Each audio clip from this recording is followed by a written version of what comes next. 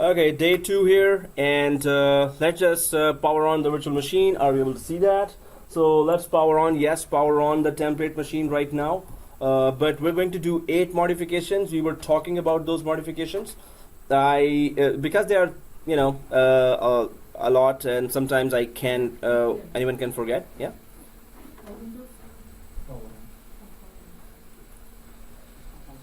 So I'm just going to go to that forum that I was always, I keep on updating that forum with Citrix, VMware, and other material.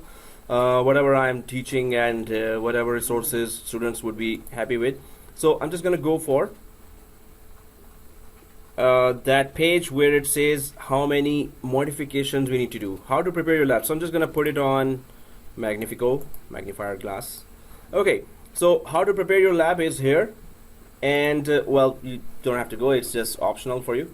So here, partial, how to prepare your lab. Yeah, steps to create the first template machine, this one. And yeah, okay.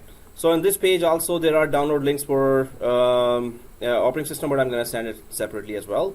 So let's start our template machine. What we were able to do last time, with one picture is better than 1,000 words, although I'm still going to use 1,000 words, but let's draw that. What we're doing, we should be having a good picture of that too, a literal picture.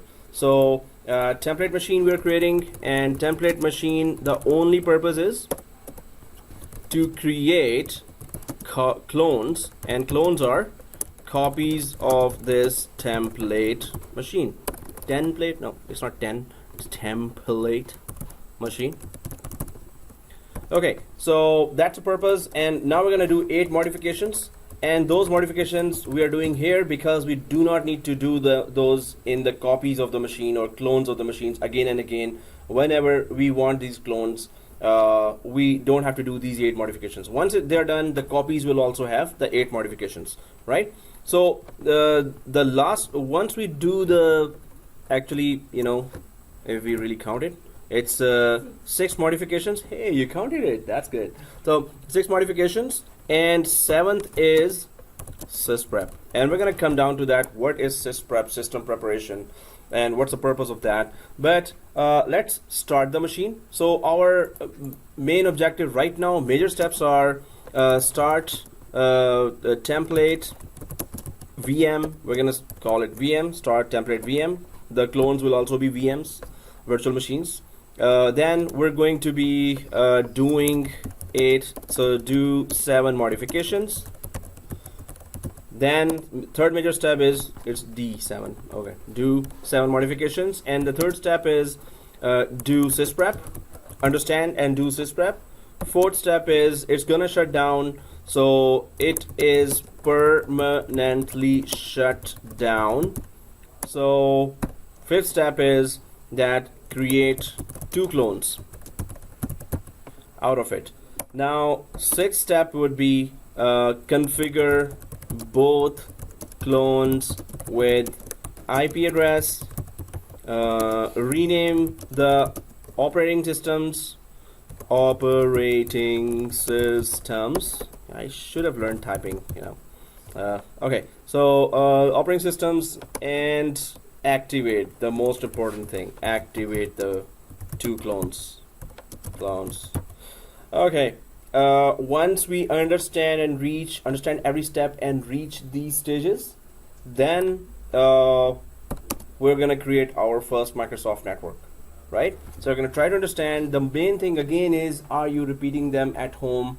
Will you be repeating them at home? Will you be creating notes of those? Will you be if there are any questions, you can even WhatsApp me, text me. You have my number. So what is this? Why did you say this? Well, what is the meaning of that? So we can just discuss that.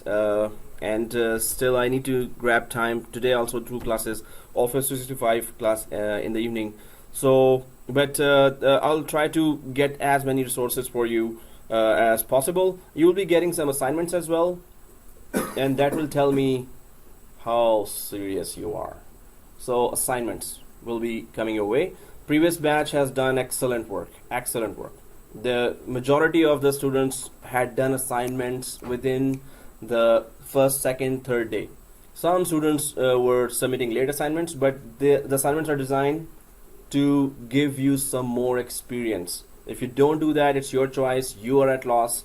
You will waste your time. But if you do those assignments, you will be gaining knowledge and skills, right? So it will be specific assignments that really improve your skills, right? So it's good for you, and that's my job to follow up. Okay, guys. So these are the major steps here, and we are creating a template machine that will be never used for the lab. This template machine will be never used for our whole course. We will only use it to create clones. That's it. For our lab, maybe we need 3 machines, 4 machines. So right now we need 2 machines.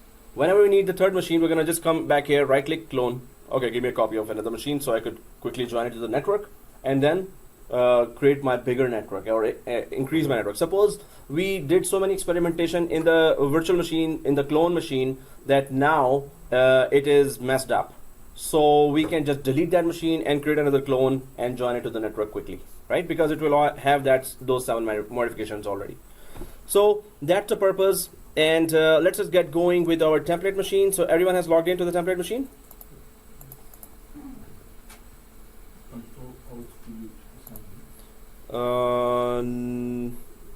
No, it's let me show you guys.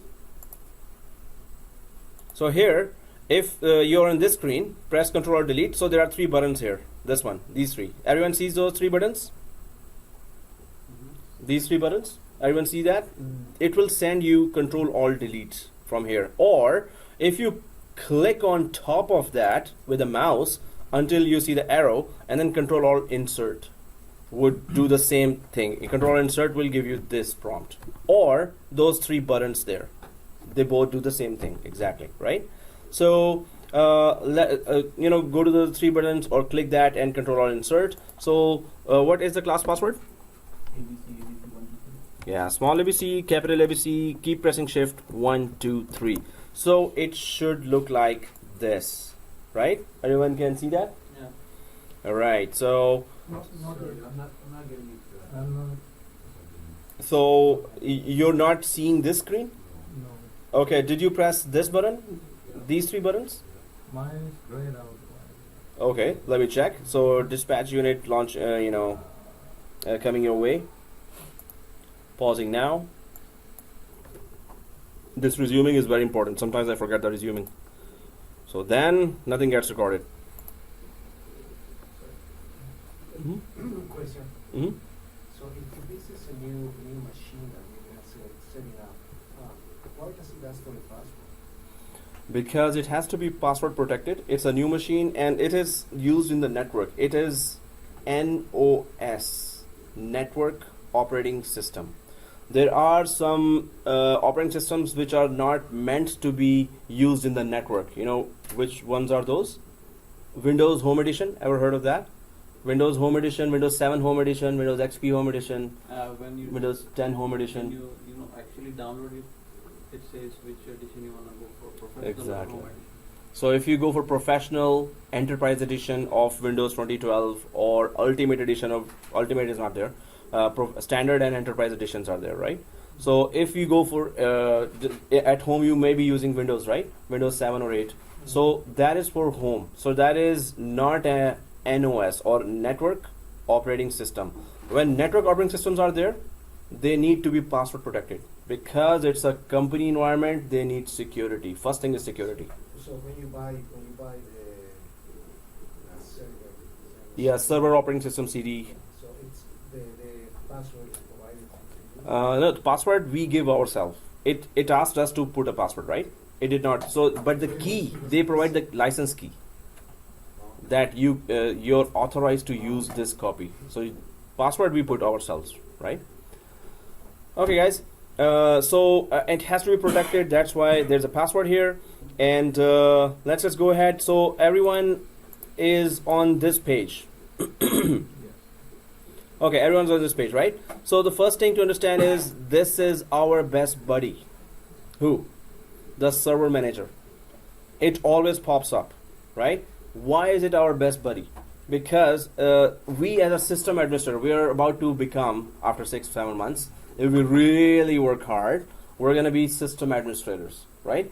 So we're going to be operating on different systems and different operating systems, as well as servers. So server manager, if it's Windows environment, server manager gives us all the links to the most important features and roles that we want to implement across our environment. So server manager is our best buddy here, right? So whenever it loads, you can see here on the left side, there's dashboard, local server, all servers, file and storage services, then add roles and features. So it is the launching pad to launch any of the advanced features or basic features. If you go to the right side, you can see tools here.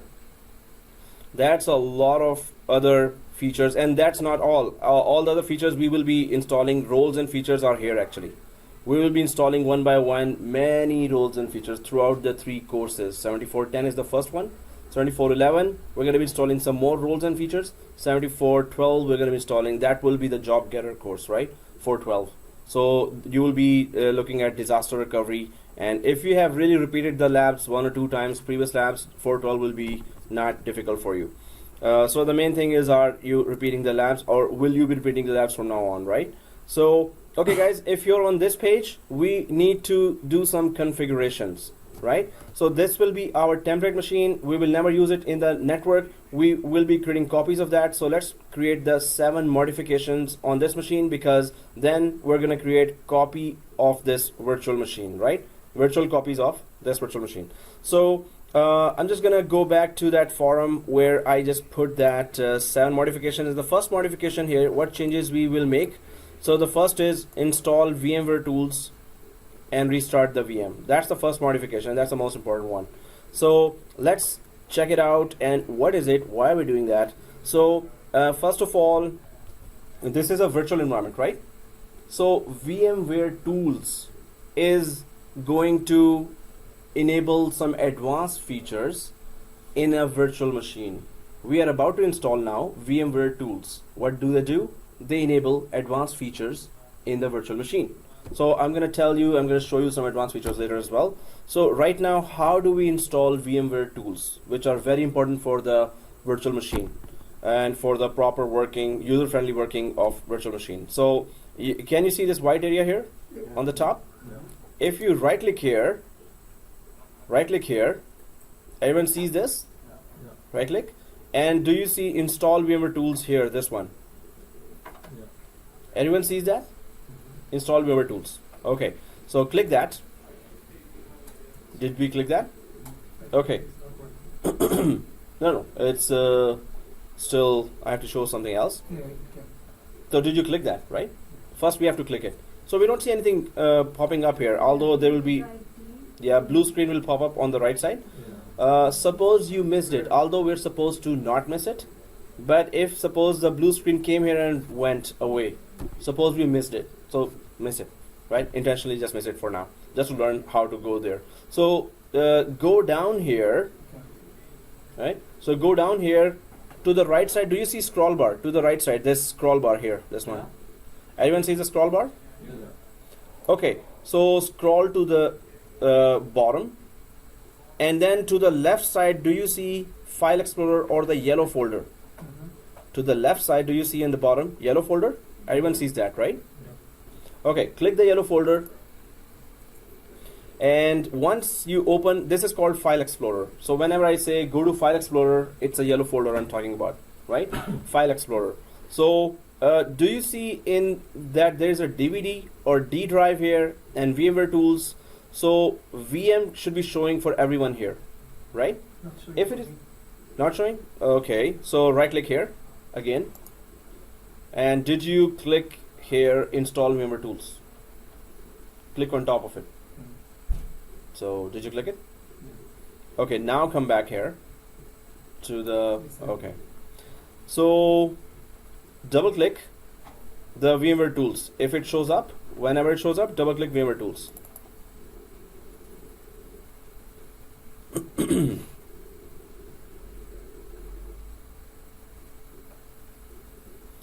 And one day, Monday or Sunday, it's gonna come. Oh, there it is. So it pops up here, down here. There's a pop up here, blinking. Everyone sees that? In the bottom? At the bottom? Yeah, at the bottom you should be seeing this blinking one. So click that. Once you click that, you should be seeing this window, VMware Tool Setup, right? So that's it. Next. I don't know. Oh, do you see at the bottom blinking? Did you double click it? It's there. Oh, okay. All right. So okay, guys. So when you click it, you should be seeing this screen, right? So if everyone is seeing that, then click next. And yeah, so typical is okay. Next again. And do you see install button? Click But, install. Amir, Yeah. if it says we need to have custom, if the environment is complex, so if let's say I did custom and I said next, because I have some VMware and I have some Juniper and different servers of the different companies. So But we what need does this to do with align that? we need to align all of them with our end users. So see, I know. like, Yeah, I understand what you're saying. Yeah. So then yeah. how should I do it custom? No. For now, we're still going for the. We should know first the easy thing, right? Okay. Then we should know the difficult one. Okay. So you're jumping on the 5th step. We are on the first step. Okay. So and the custom just tells you what extra software you want to click, Okay. and it is a very basic tool. This one is basic tool. There will be custom and options in many other bigger applications. Okay. That's where we're gonna go custom only. Okay. Here, this is like very small tool. Nothing here. So click finish. But definitely, I understand what you're talking about. That we should be customizing everything. Right now, we're going for the first step. We can call it the baby steps as well. Okay. But I hope nobody's offended by that.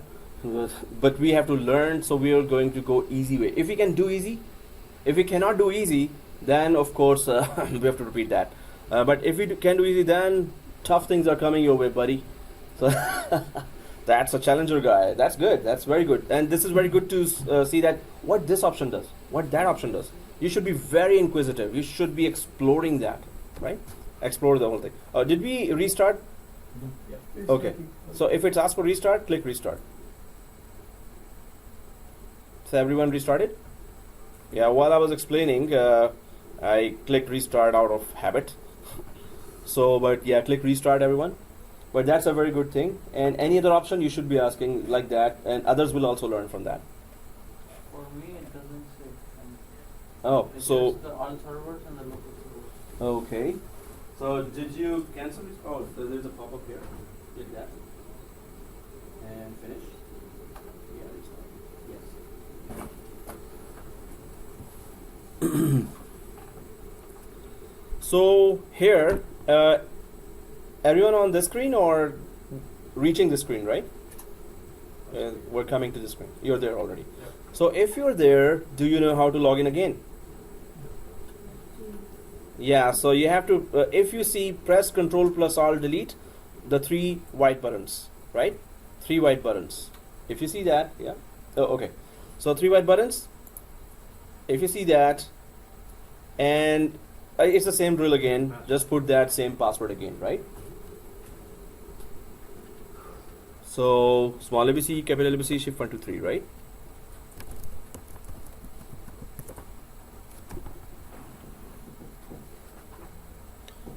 So everyone there? Yeah. Okay. In the back seat. Okay. Back seat. In the class, old days, backbenchers are okay, and they would say, "Yes, sir, we're okay." In a class of 50 or 60. But finally, those are the ones who are doing good now. Well off. Yes. You're right. I Yeah. am getting small ABC, capital ABC, 1 2 3 incorrect. Keep pressing Shift and 1 2 3, right? Yeah. Did you press it? Caps lock is on. No. Okay. So dispatch. So license and register, please. See? No, 1 2 3 is simple 1 2 3, right? So 1 2 3. Keep pressing Shift. 1 2 3. Now first see what is the password. It should be this characters, right? Okay. log in? Yeah. That's okay. Sorry. We just have to repeat that a couple of million times. That's it. Yeah. Just a few million times only. So, okay, guys, are we all logged in? So, first of the 7, yeah, yeah, sure.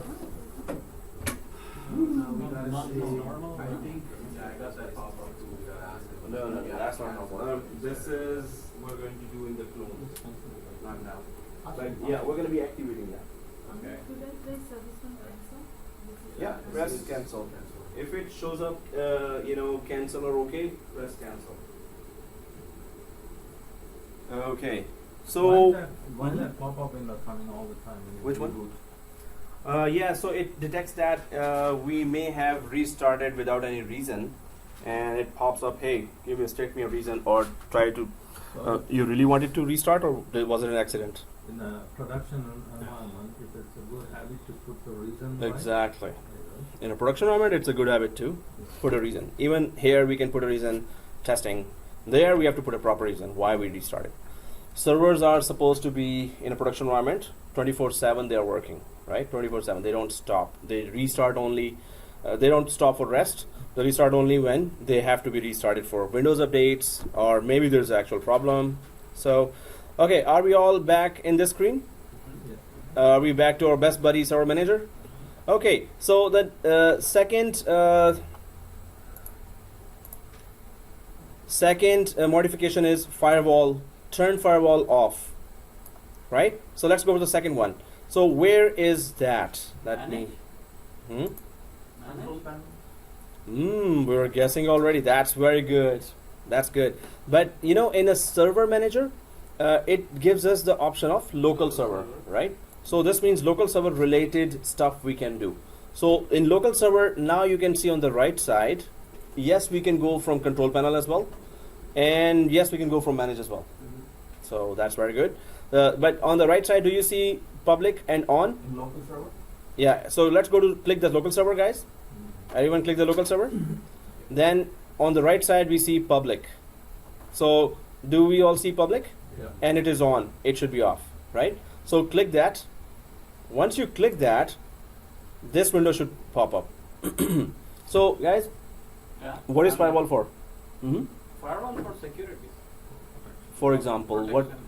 exactly? No one You're can. right. Intruders cannot come in. Exactly. So what exactly does it do in the background? If we turn on the firewall, what did Keeps it you do? protected. How? Blocking incoming communication. How? Exactly. Blocking incoming communication by blocking exactly what? Ports. What? Ports are blocked in a firewall, and you're right that it then protects us. But when we start talking about ports, what are ports? Which ports? Whose ports? Communication ports, okay. Network, But even printer port can printer port, TCP, UDP, TCP, HTTP, those ports. HTTP ports, any application ports, right? So suppose we install after that, there's an application called Active Directory role. Then there's DNS, then there's DHCP. They all are offering some services. These applications are assigned one specific port Yeah. to communicate with other users. If they want to offer their services to the users, they have to go through a port, just like there's airport in a country and seaport in a country. So the port is that main gateway through which application can offer their services to the end user, right? So if firewall is on, right now it's on. So it's going to block the ports, yeah? Any question? Oh, okay. So I thought somebody said something. So hey, that's not the time to have a breakfast, especially tasty one. Okay, so yeah, at lunchtime also I'm like, ugh, biryani. So anyway, so the ports are the gateway to communication for every application. We're going to be installing a lot of roles, one by one, 1, 2, 3, 4, 5, 6. So now some companies have a policy, no, keep the firewalls on and add an exception to the port. You know what's an exception? What is the meaning of an exception? Only certain ports are blocked. So it is nearly that. Yeah. So everything is blocked except Ports the are open. specific applications that we want to communicate. Other than that, everything is blocked. So that's called adding an exception, right? So when we add an exception,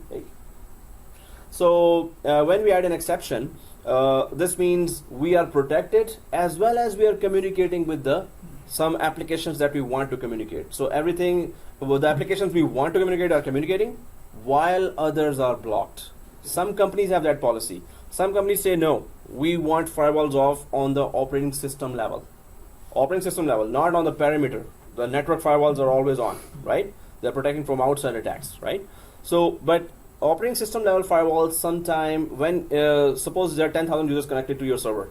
At once the server is giving some problems, issues. You connect to the firewall, connect to the server, and then you try to check what is the issue, what is the issue. So Microsoft says, whenever you're starting troubleshooting an issue, first turn off the firewall. So firewall can create certain issues as well, right, for communication. Sometimes exceptions are not working properly or we did not configure it properly. So those are extra steps to configure. So you want to avoid certain steps there, protect your whole network in other ways as well, and turn off the firewall on the operating system. Some companies say no, turn on the firewall. That is also okay. Some companies say no, turn off the firewall. That is also okay. When I was in Scotiabank, so there we had 86,000 users and we had nearly more than 2,000 servers. So the servers firewalls as a company policy were off. Some companies say no, they should be on. So it's okay. You're the system administrator, you would know what applications, and we're going to talk about firewall as well. So in the interview, if they say, what is your policy, what you're going to do when you're a system administrator, and what about the firewall, what will you do about that? So don't say in the interview that, hey, my teacher said that turn off the firewall, so I'm going to turn off all your firewalls. It should be, it depends how the Depends company on what they wants. want. Company policy. So if we're turning off here, doesn't mean we're going to turning off everywhere, right? So it should be company policy. But does Right. it really, interview ask this kind of question, like They what can. does it do They for can firewall? ask anything from anywhere. So expect the worst. So the simplest question always trap us. The difficult questions we're ready for. Okay guys, so turn Windows Firewall on or off. If we're turning it off here, because we need to turn it off, because we need to concentrate on learning the actual roles and features of exam objectives. So it is going to give us extra steps if we keep it on. That's why we're turning it off. So I'm just telling you the reason why we are turning off, and you should not be turning it off if the company says no, we're not. So we're going to follow the company policy, right? So we need to understand all this, right? And So- if we keep it Mhm. on and you're gonna show the extra steps too, what Oh, yeah. we should do? So firewall is another topic here, separate topic. So yes, turn Windows Firewall on and off. So click this option here, click this link here, and do you see turn off like this and turn off like this? So there are two profiles here, private network settings and public network settings. Then there's a third profile that will come, that is domain network domain settings, and this will be a third firewall where we'll be turning off when we install the domain. And we're gonna talk about what's a domain. So press OK here after you have made sure that you have turned off 2 times here. Everyone did that? So when you press OK, it should go red now. It was green, now it should go red, right? Sometimes when you restart the computer, firewalls just say, oh, let's start today. So sometimes they just turn on by themselves, and you will face some problems, and I will tell you, hey, check your firewall again. So although it will show off, that it will show that it is off, when you click inside, one will be on. So don't trust that off there. And some of the issues will come now that will be regarding the firewall is on. That's why you are having those issues, right? So we're gonna. I'm just telling you that this will be part of the troubleshooting, regular troubleshooting. Amir, can Yeah. we give some certain time limit, like for 12 hours, keep the firewall on, and it just goes on automatically if nobody is using it? You know what I mean? Yeah. We can schedule it, but We can companies schedule it, right? normally either keep it on all the time or they keep it off all the time. Okay. Normally. Okay. So if we schedule it, sometimes the scheduling services also have issues. If they don't turn on the schedule or don't turn off at the scheduled time, Mhm. so end users will be then disconnected, That's and the problem. yeah, Okay, so that is more issues. Yep. So this is the firewall for this server. Yep. I know that sometimes companies will have a dedicated server. For So do you yeah. have to dedicated server for firewall or dedicated Yeah. server. firewall, just for firewall. Yeah. So firewalls are devices actually. They're appliances from Cisco, There's a physical appliance, so it's a small box that is working as a firewall. There are ASA firewall. There are firewalls from Juniper and other companies as well. So normally they are not software firewall, they are hardware firewall. So they're in hardware devices. So if you have that type of firewall, do you need to have a firewall on the server? That's where I was saying exactly. That's a good question. That's why some companies don't prefer this firewall to be on. This is just causing them extra steps to go through the regular tasks. To do regular tasks, they have to always go for extra steps, right? So that's why they keep it off. Yeah. So they have network firewall already, and they're very powerful firewall. So that's why they just go for not. But some companies do go for it, keep it on as well. Any security is always a less security. Always think this way. That I am very secure. Never think you're very secure. Then you will have some vulnerabilities that hackers will be. You see you know the video, right? The news that hackers have been for 7 months. They were going inside and outside one network, and or 8 months or for 1.5 years they were coming back and forth, and nobody knew. So whenever you think our security is best, that's the time you're going to fall, right? So any security is less security. So always keep an eye. That's why people are doing a lot of ethical hacking courses, and some companies are looking for security experts and ethical hackers, right? Hackers cannot be ethical. Ethical hacking is so you're becoming a system administrator, right? Hackers, if they want to hack, they have to know inside out of the whole network first in order to hack inside, right? So you can turn root. Ta-ta-da. So okay, now the main thing is they were system administrators. They are very good system administrators, but they decided to make money. So ethical hacking just tells you all those vulnerabilities. So system administrators do that course, that how to hack in order to do what? In order to stop hackers. Then you will know what they use, right?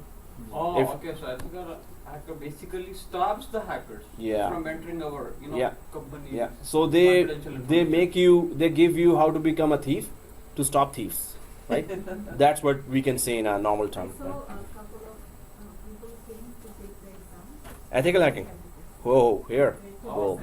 No, one student here, he's paying now in some college in downtown $10,000 for ethical hacking course. And there are demands in the government, in the banks. They need ethical hackers, as long as they stay ethical. Yeah. Okay. So.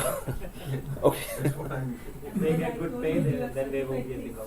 Yeah. No, they're system administrators. They can become hackers as well anytime. They don't have to do a course to be hackers, right? So anyone can turn root. Official hackers. Official hackers. Yeah. Is there a certification for ethical hacker? Yeah. There's. So how to become a thief? Yeah, how thieves work? There's a certification for that. So, but it's important, and you will be getting more money. So since we're talking about ethical hacking, one last thing. One of my friends, one student, his friend he's in a big company. He was sent to US to learn security, high security courses. So the teacher that came to teach them was in cuffs, and his legs were cuffed as well. He was actually rolled on the chair, and he was the top hacker in US, or I think maybe top 10 in the world hackers, and he was teaching with cuffs on. So he was brought from the jail to teach the security experts how to breach. So wow, that was amazing. So maybe how they will build their resume, ethical hackers, what they will write. Ethical hacking is accepted by banks and by government. Is there any specific name or same name they will use? Ethical hacking course is a course by CEH. There is a company that gives that course. So only few academies are doing, colleges are giving that course, and it's very expensive. Usually Serbians and Russians are ethical hackers. Yeah. Okay. No, there are others as well, Oh yeah? especially back home. Our region, right? Geniuses. No, you can be one, right? Anyone who just puts their mind exactly on that thing, you can learn that. Human mind can learn anything, right? Okay, guys, let's go ahead from firewall. That was interesting. So close that Windows firewall if both are red, right? Okay, close. Once we close, now the third thing we need to do is modifications. The time zone. So of course, if your the server operating system time is incorrect, or it is different from the timing of your, suppose you have 10,000 machines, which Windows 7 machine, Windows 10 machines. If their time is different than, not the time zone, but in the same time zone, in the same country, in the same building, and the workstations or client machines time is different, you will not be able to communicate with some of the applications. Application performance and network performance will go down if the time is different from the server to the client machines in the same building, right? If it's a different time zone, then there's a communication method. But if it's the same time zone and the times are different, Outlook or some applications will not connect to the network. So you will have issues. So time, it has to be exactly correct. So let's go back to that. And in the local server, if you're still on the local server here, then we can go for the time. And if we go to the right side here, we have some more options here. Do you see that scroll bar? Scroll bar bureau? If you go to the right side, you can see now the Pacific time here, right? This one? Everyone sees that.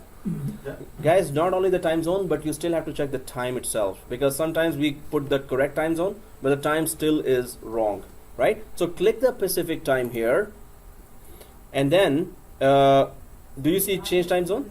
Sorry? Yeah, here. Do you see the scroll bar? This one?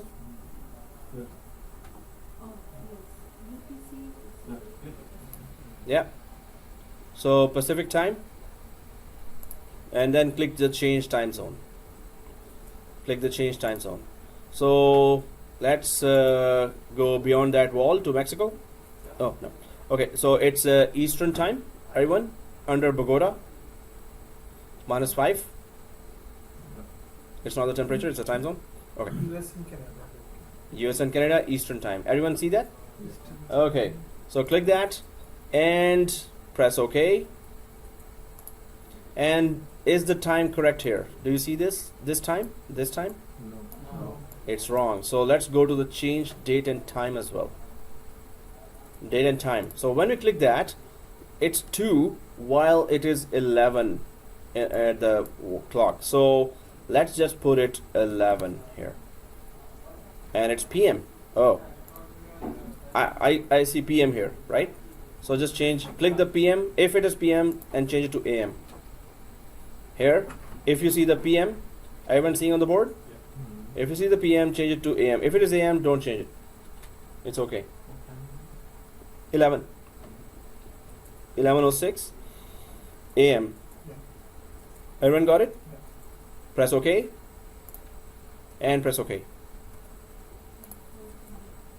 Everyone got it? Yeah. So Sorry.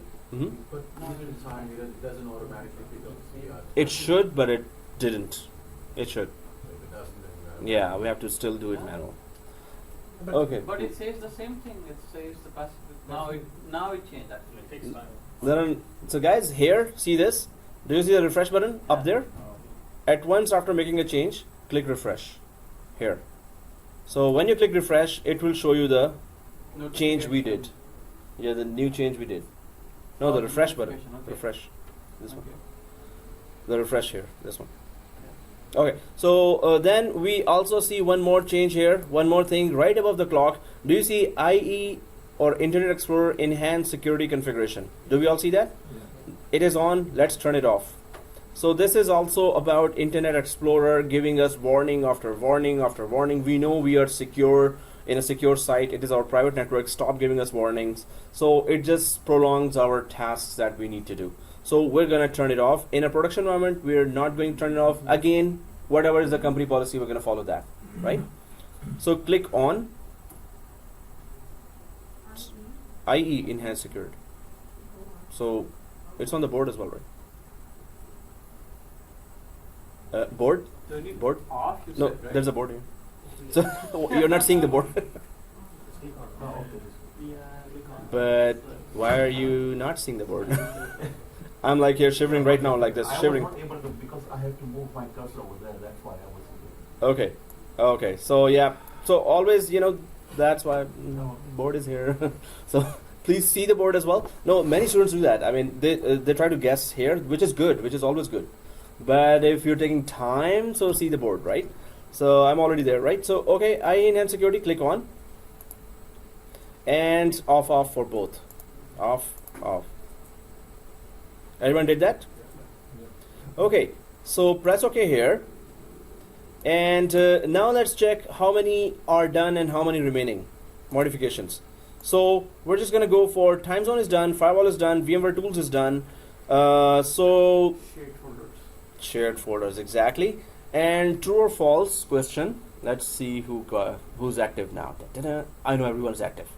But true or false? Firewalls should always be turned on whether the company wants it or not. False. Okay, some were still quiet. That was a very obvious question, right? If company doesn't want it, you have to turn it off, right? So true or false, number 2. VMware tools are installed so you could have a graphics application there that helps you draw something. False. Really? Hey, when I say really, I'm confusing you now. So you have to be really confident in what Come you... again. So VMware tools are installed so we could have a graphics application there that helps us do some drawing. False. True or false? False. So VMware tools are there to put advanced features of VMware in a VM. True or false? True. VMware tools are there Yeah. to put advanced features inside the virtual machine for VMware. Yes, false. Yes. True. Yes, false. True. I mean, yes, true. Yes, true. Okay. So, okay, guys. So this is again, I'm just gonna throw a question at you. Let's see who got it right. So this was the very easiest questions. Now expect some tougher ones. So shared folder. Now this is a tricky thing. Let's see who gets it the first. Shared folders are used, and it's not like at once I'm testing. It's we're learning, right? But we have to be really active, right? So shared folder. The purpose of a shared folder is to copy back and forth any software from virtual machine to physical machine, from physical machine to virtual machine. So again, the purpose of a shared folder is to copy any small or big software between virtual machine to physical machine and physical machine to virtual machine. And we're going to prove that now. True. So, okay, that was not a true and false question, but anyway, it's true. Yeah. So, but that's good. So now we're gonna prove it. Here, whatever we say, we have to prove it, right? So that's the way we learn. So let's install shared folder and actually prove it that yes, we can copy anything back and forth. So let's go to our VMware Workstation, and right-click our white area of this specific virtual machine, the template machine, right? So when we right-click here, everyone did that? This one? So do you see settings here? On the way down, settings. So click the settings. And do you see here options tab, the second one? Okay. Options tab, the second one, right? Everyone there, right? Yeah. So, okay. Do you see shared folder somewhere here? Yeah. The third one? The yellow one? Yeah. Okay. The shared folders on the right side, you know, this area we have to configure, but it would have been grayed out. When an area is grayed out, you cannot configure anything on this, right? If it is grayed out. It would have been grayed out if we hadn't installed that VMware tools. That's the first advanced feature you will see, that it is enabled only because you installed VMware tools in the start. If you don't install VMware tools, you can try that at home. Don't install VMware tools and then come here and see, it will be all grayed out. You cannot click like this. You cannot click like this, right? So, okay, guys. So because VMware tools is installed, it is here. We can configure it now. So click the shared folders and go to always enabled. Always enabled. And also click map as a network. Also click map as a network. Everyone sees that? Yeah. So do you see click add button? So click that add button. Not click add, just add button. So add. Now you see this wizard. Everyone sees that? Okay. So next. Now it is asking us it is going to take us to the physical desktop C drive and D drive, and it will ask us which drive you want to connect or map to this virtual machine, right? Permanently map to this virtual machine or connect, right? So if we click browse, this is not going to be our virtual machine C drive. It's going to be our physical machine C drive. So click browse. So now what you see here is your physical machine folder structure, right? If you keep going down like this, do you see the C drive? We all see the C? Do you see the C? So keep going down until you see C. So we all see C. Yeah, local disk C. Oh yeah, it's my laptop C drive, physical C drive, right? So click the C drive. Now, do you see ISO folder inside the C drive now? Yes. ISO folder. Yeah. So ISO folder has all the software. We might need in the course to copy some software from ISO folder inside the virtual machine. We may not. Sometimes we may have to copy from virtual machine to the ISO folder. So let's click the ISO folder and map it permanently to the VM, right? So you will see that this is really gonna save your time. So ISO, I click the ISO folder here. So just click it and leave it like that and press OK. Only click ISO folder once and press OK. Everyone sees that? Oh, everyone did that? But if you click the ISO folder, then it clicks and all things open, right? Yeah, so only stay on the ISO folder. Just on that. Exactly. Okay. Only stay on the ISO folder. Do not go down and click anything else. Mm. So click only on the ISO folder and press OK. So your path should look like this now. C:\ISO. Does it look like this for everyone? Yeah. All right. So again, the purpose, the main thing, I'm gonna keep on repeating that in every class. First thing is, are we understanding why we're doing what we're doing? Then second most important thing is how to do it. So next finish does not come first. Next finish comes second. First is why we're doing what we're doing, right? So because in interview, they will ask you and you have to explain how the network is going on in the background. You will just see a line of servers, but there is one Exchange server, one web server, one print server, one file server. So and one Active Directory domain controller. So they can show you a picture. Okay, this is the data center. Can you explain what's going on here? So you cannot say it's a bunch of servers. So you have to say in the background that they're all connected to Active Directory. There are switches in the background. Switches are connecting to each server here. There could be 2 servers for one service, like Exchange server can have 2 of those servers. So if one goes down, the second one. Once you start explaining the inside of a network, they will know right away, okay, this is our guy, right? So the main thing is why we're doing what we're doing. Okay, so we're gonna prove that what we were doing, right? Why are we doing that? So once you see that, click next and enable this share, right? So it is already selected. We do not have to select read only because we want to copy back and forth between 2 sides. If we click read only, so we can only copy one side on, right? We cannot copy the other side. So we cannot copy back from VM to the physical disk. So keep this, so no change on this page and click finish. So no change on this page, click finish. And now it should look like this. Always enabled is there, map as a network driver is there, and ISO C:\ISO is there. So if it looks like that exactly, press OK. Now we need to prove that it works. So we need to copy something from ISO to the VM as a test, right? Or we don't have to copy, at least we need to see the contents of ISO folder, which is actually sitting in the physical disk, right? Not in a virtual disk, right? So if I go to let's go to the File Explorer, yellow folder. Everyone sees the File Explorer? The yellow folder. Okay, now as soon as you open it, now you see a new drive. There was already a C drive, there was already a D drive, but now there's a Z drive as well. Sure, yeah.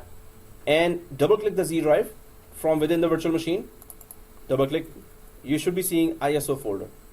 So whenever you want to copy from a physical machine ISO folder, go inside the Z drive. Once you go inside the ISO folder, go inside the ISO folder as well. Double click that. So this is my laptop. I just put the ISO folder here just to show the students, hey, that's where your ISO folder is. I don't put in laptop in my ISO folder or anything, but you now see a lot of VMware and other files, Windows 2012, Windows 8.1. So you can copy from there, and to the left side, you can this downloads folder on the left side. This is your virtual machine downloads folder. This is your virtual machine downloads folder, right? So anyway, whenever I say that, okay, let's use a shared folder, so you would know where to go, but you will still follow me, right? So I'll tell you what else to do. So this is the purpose. So true or false? True or false? True. Okay. Okay. So it's true. I was about to ask the question, but anyway, you said true. So I thought you were asking the question. so okay, I'm about to ask a true and false question. So let's start that way. So true or false is that shared folders are used to copy back and forth any software from virtual machine to physical machine and physical machine to virtual machines. True, true. Okay, so I'm looking at the confidence level only. So, so even if you're confidently saying a wrong answer, the confidence should be there. Sometimes the interviewers, say that, oh, I like your confidence, although it is wrong, but I love your confidence. So,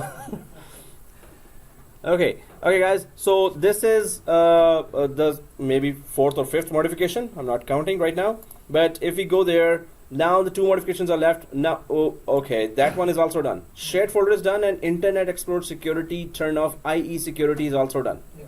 Now the seventh one is unlocking the screen.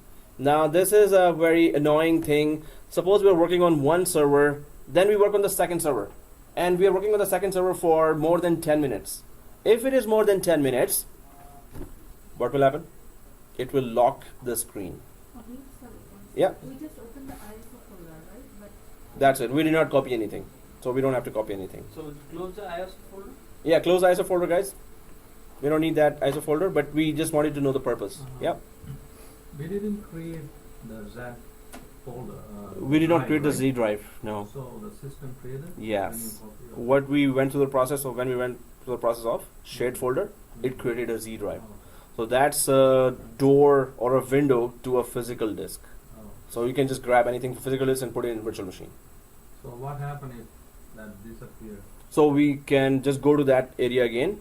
Suppose there is some misconfiguration there, then it will. Otherwise, it should be here.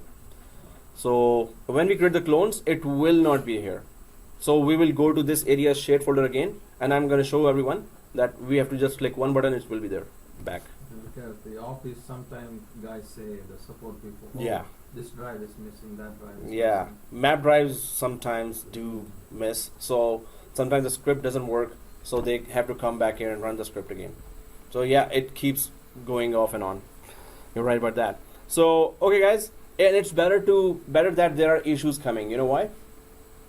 Then we will be hired, right? If there are no issues, then we have to look for something else. Okay, so we market need troubleshooters, and definitely that's a good thing. Well, kind of good thing. So guys, the last thing is unlocking the screen. Okay, second last. So let's go back to our computer here, and how do we configure that? So I'm just gonna close that ISO folder here, and then do you see? So scroll down on the right side. Scroll down on the right side. Now on the left side, do you see this Windows icon? This one, where the mouse is shivering. Yeah. So right click here. So you could see a lot of other options now. Right click here, you can see a lot of other options. Everyone sees that? Yeah. Okay, if you go way up, do you see power options? Yes. Power options. Everyone sees the power options, right? Yeah. So power options, when you click that, now you should be seeing this screen where it says change plan settings. Everyone sees that? Change plan settings? Okay, change plan settings, right? So click the change plan settings. Click that, change plan settings. Everyone there? The screen there? Yeah. Okay. Just Yeah, good. Yep. change plan setting. Yeah, it's on the board. It's on the Yeah, board. yeah. Okay. Yeah. On the balance, right? On the board. Yes. Thank you. Now you see the board. Okay. So, okay, guys, try to see the board. Okay, change plan settings. Yeah, but that's good. Okay, guys, do you see 10 minutes here?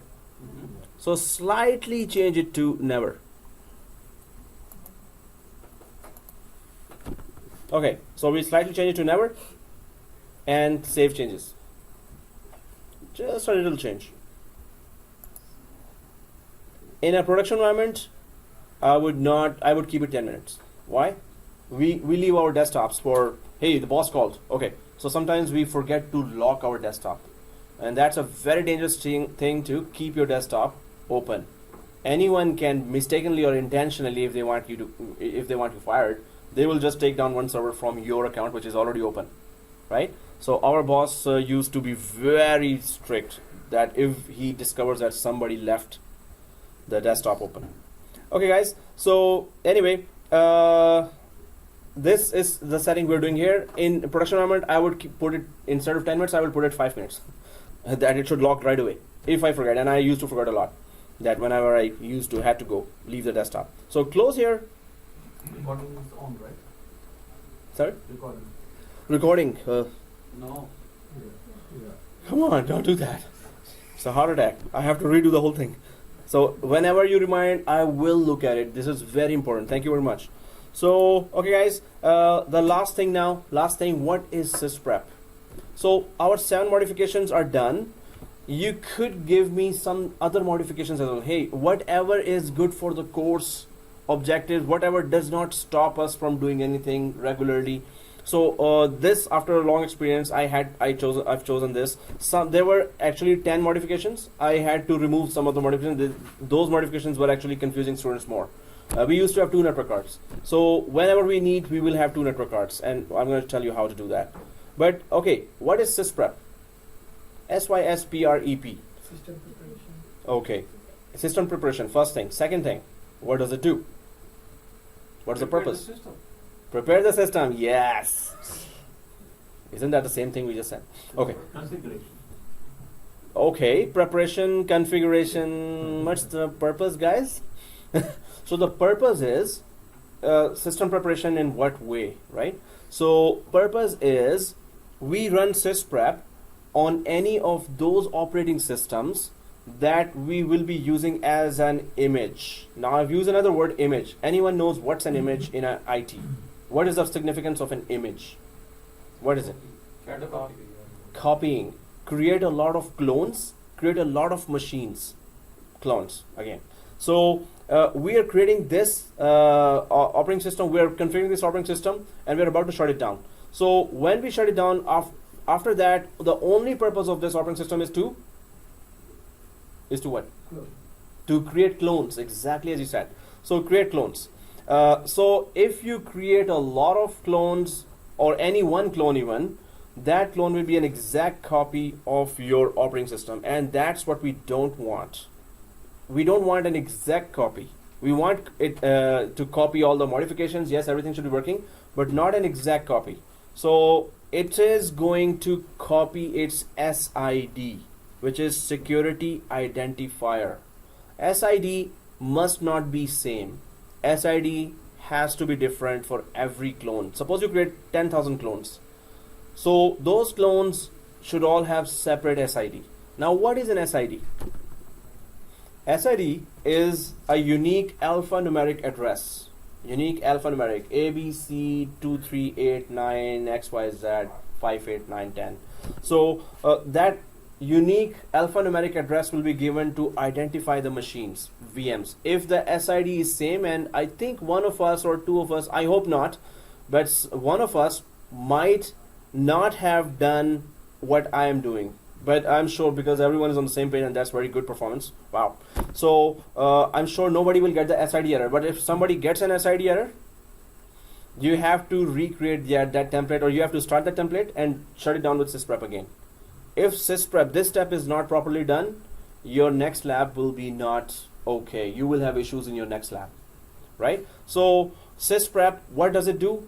Microsoft says that sysprep does 16 different changes. What we are concerned with, SID has to be not same, it has to be unique, it has to be different. SID is alphanumeric address, right? So alphanumeric address is different, then it will let you join the network.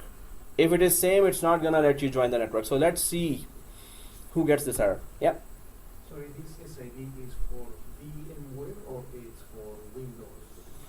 It is for Windows operating system. So it is for the operating system. It will give what message? Sharing violation or what? So if there's an error, Sharing violation. then no, it will give the message that SID is the same, so it cannot join your domain. No. And it will be a very, very long message. But if it says the word SID and you cannot join the network, or what we call domain, we're in big trouble. Big trouble means then either you have to fix your template, or you have to run sysprep on every clone now. And running sysprep on every clone takes half an hour, or yeah, not half an hour, but at least 10 minutes. Yeah. So we don't want that error, so we have to be very careful. But what we are about to do will make every clone unique. Although it's a copy, but it will be having that unique value of SID. So then the network, the domain of Microsoft will identify them differently, that they are independent, unique copies. They are not exact same copies, right? So SID, the main thing we need to understand here is SID has to be unique. It cannot be same for all the clones, for any clones. It has to be different. If we run it this way, this is the only way it's going to create every clone with a unique SID. So what we need to do, let's go to this Windows icon. Everyone sees this Windows icon? Right click the Windows icon. When you right click the Windows icon, do you see run? So click run. Click run. And type sysprep. Sysprep. Okay guys, so once you type this sysprep, check your spellings as well. Prep, and press OK. Press OK. Now there's a folder that has opened like this.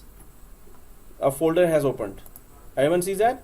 So you see sysprep here as a file, and you can see the path C:\\, and then Windows, and then System32 has sysprep. System32 is the most important folder inside the Windows folder.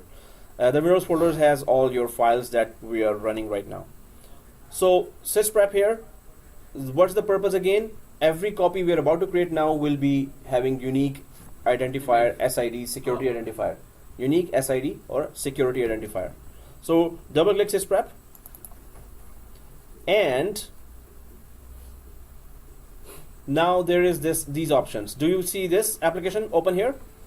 So there is enter system out of the box experience, OOBE. What is that? OOBE, out of the box experience. OOBE is that when your machine starts, it should look like as if you just purchased from the market. So end user experience should be that, oh, I just purchased from the market, and it starts as if it's a new machine and I have to just click the license agreement and that's it, right? So yes, give it an OOBE experience for the user. So we're going to keep it like that. Second thing is generalize. Don't make machines give specific options. Make it as a generalized machine that end users will be, it will be a user-friendly experience to start or work on that machine. It will be a user-friendly experience. So generalize that. And third thing is don't reboot, but shut down. What does it mean? The shutdown? Yeah. Shutdown options. Shutdown will permanently shut it down. Shutdown shuts down the what I machine. mean, like, Okay. No. It's for What's the purpose virtual of to end user, right? We are applying this for everyone. We are applying this so end users could connect when they connect. Yes. It should be just like a normal general machine, not giving specific options to them. Okay, and when they don't use it, it automatically goes to shutdown? No. So shutdown, why we're choosing shutdown, guys? Because this is a template machine, Yeah. and template machine's only purpose will be to create clones for us, right? Okay. So once we shut down this template machine, we're going to create clones out of that template. We're about to do that. So those clones, when they start, and end users will connect to those clones, and they will have that OOBE or out of box experience, or they will see it as if it's just a general machine. There is no specific options there. So there is one server, then there is clones. To that clones, the user are communicating Yes, through that. users will be connecting to the clones. Connecting. This is just a template machine. This is a server It's just a with sleeping 7 mode. modifications, and it is sleeping only. Exactly. So the only purpose of template machine again and again is create clones, right? So we're going to do that. So we're going to understand that as well. One more time. Generalize. Why did we do the generalize on the out of box experience? Yeah. So generalize is to have general feeling that it is not having specific options coming For administrators, for end users, it should be a general experience. General experience just means that no specific options are popping up to me, no specific options, or there is no difficulty in using this machine right now. So generalized just means make options as if the users have been using that before as well. Suppose if we do not click and still we clone it, right? Mm-hmm. But since there is no other changes, like whenever we are creating machine from this clone, Mhm. it will be same anyway. Yeah. Then what is the purpose of? And no, so inside in the background, We didn't click the generalize. if we didn't click the generalize, Generalize. of course, then there will be some issues. There will be, okay, so Yeah, minor or Hmm. significant. that's a good one. Hmm. So if I uncheck generalize, Yeah. so we will not uncheck generalize first of all. Yeah, so- will not because But- whatever changes we have done on the Mhm. clone we have done, right? And Yeah. then now we are not generalizing because we have already generalized. No, we did not already generalize. When we click generalize only, then this Then means it it's is- generalized. Okay. So that is the. So we did not already generalize, right? No, so we changed already. On the clone, we had done Yeah. so many changes. This is the administrator part, right? Okay, right. So end users should not be seeing that, Okay. right? End users for it, it should be a very Just easily the app. used virtual machine, right? Yeah. So for if we generalize for end users, it will be a good experience. Okay, so for generalize Uh-huh. is not for the administrator. It Mhm. is for the end users. Yes. So that is the practice Exactly. that I think. Exactly. Okay. Exactly. You're right. Okay, guys. So generalize, click, and shut down. Suppose don't click shut down now. One more thing. Suppose you accidentally start the template machine. What will you do? System. Exactly like that. And how many times you can forget? You can only forget 3 times. 4th time you forget, and you start the machine, and then you put the sysprep like this, and you shut down the machine with sysprep. So 4th time it will just shatter everything inside. All 8 modifications will be gone. It will be a totally new operating system. With everything we changed will be gone. Right? So it will be a totally new operating system where we need to do 7 modifications again. Does it save that 7 modifications somewhere, or it's just gone? So 4th sysprep, it's just going to destroy the any configuration. It's gonna make it as a totally new machine. They're gone, Oh. like on the 4th sysprep. We can only run 3 times sysprep. So if you by mistake start the machine, don't shut it down normally. Shut it down with this. Go to sysprep, select the generalize option, select the shutdown option. That's it. Shut down. Don't shut down normally. Usually we do operate template. Hmm? Usually we operate template, or just we go with clones.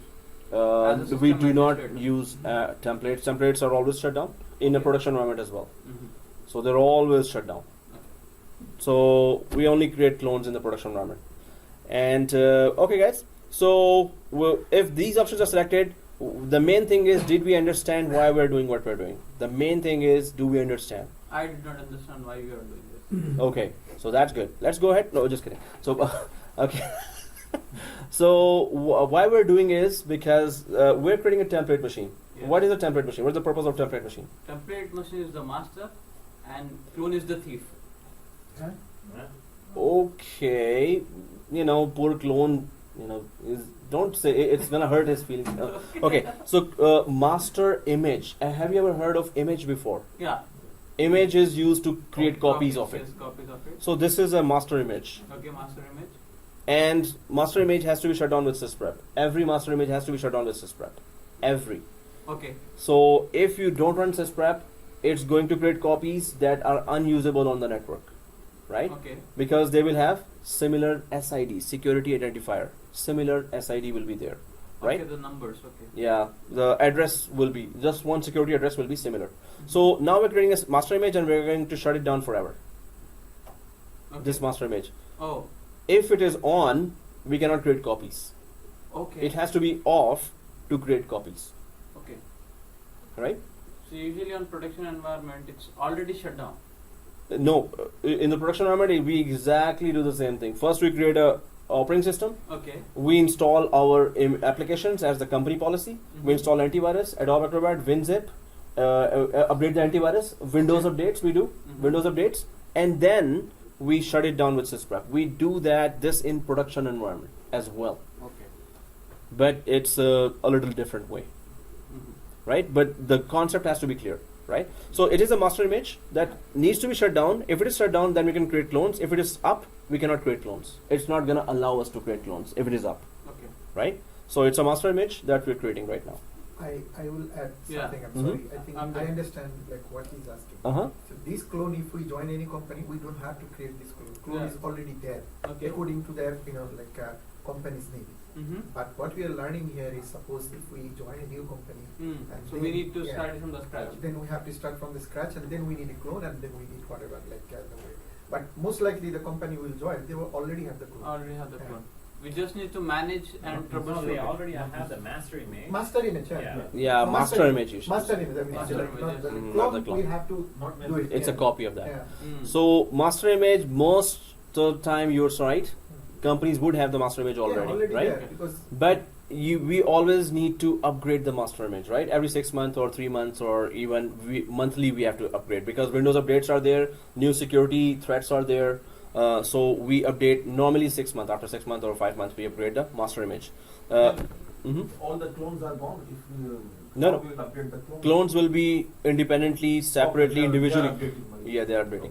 Antivirus server is already there. Okay. But any new clones, we don't have to then do the older updates if we Okay. update the master image, Okay. right? So master image, and there is no, Sorry. yeah, If we upgrade everything on this master image. master image, everything is updated on clones and the end users and the application. On the clones, end users have their own computers that they Yeah, are I know, connecting but- to. So they will be separately upgraded by the server called antivirus server. We will have an antivirus server that is already separately upgrading everyone. Anyway, Okay. we're concerned with new clones. New They clones. should have new updates. Okay. All others out there should already be being updated by those servers regularly. We are not worried about what is already out there. We're worried about what is about to be created as a clone. Okay. It should be updated. So master image should be updated. So those clones should be already updated with latest things, right? Okay. Latest updates, Windows updates, and antivirus updates. Okay, guys. So what I was about to say was there is a master image, but there is no thief. Okay. So it's Jack, not the thief. So master image and its clones, right? Okay. Clones. So okay, guys.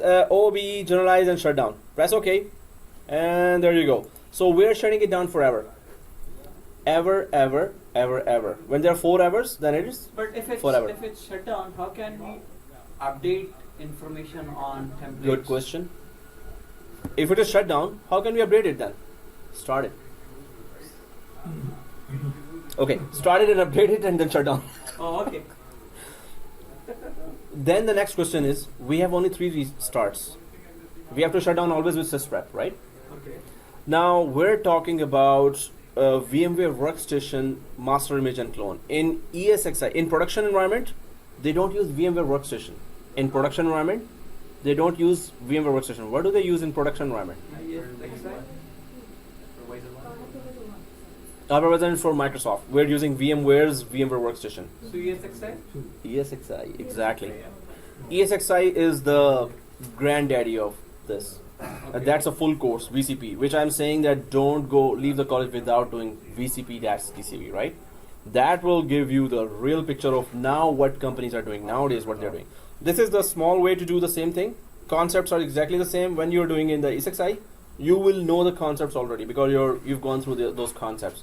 It's always the interface is always changed, right? If concepts are built once, you're good.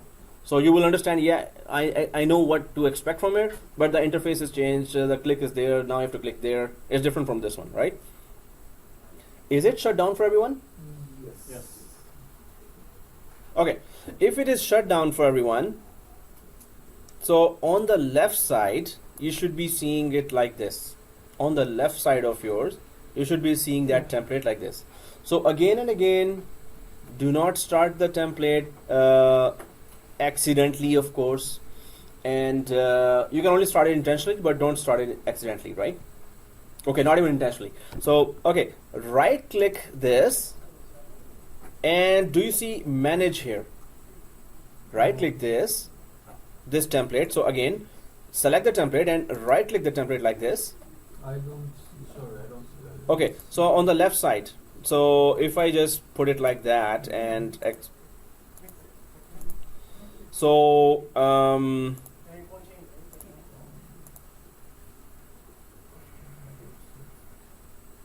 okay, I'll come.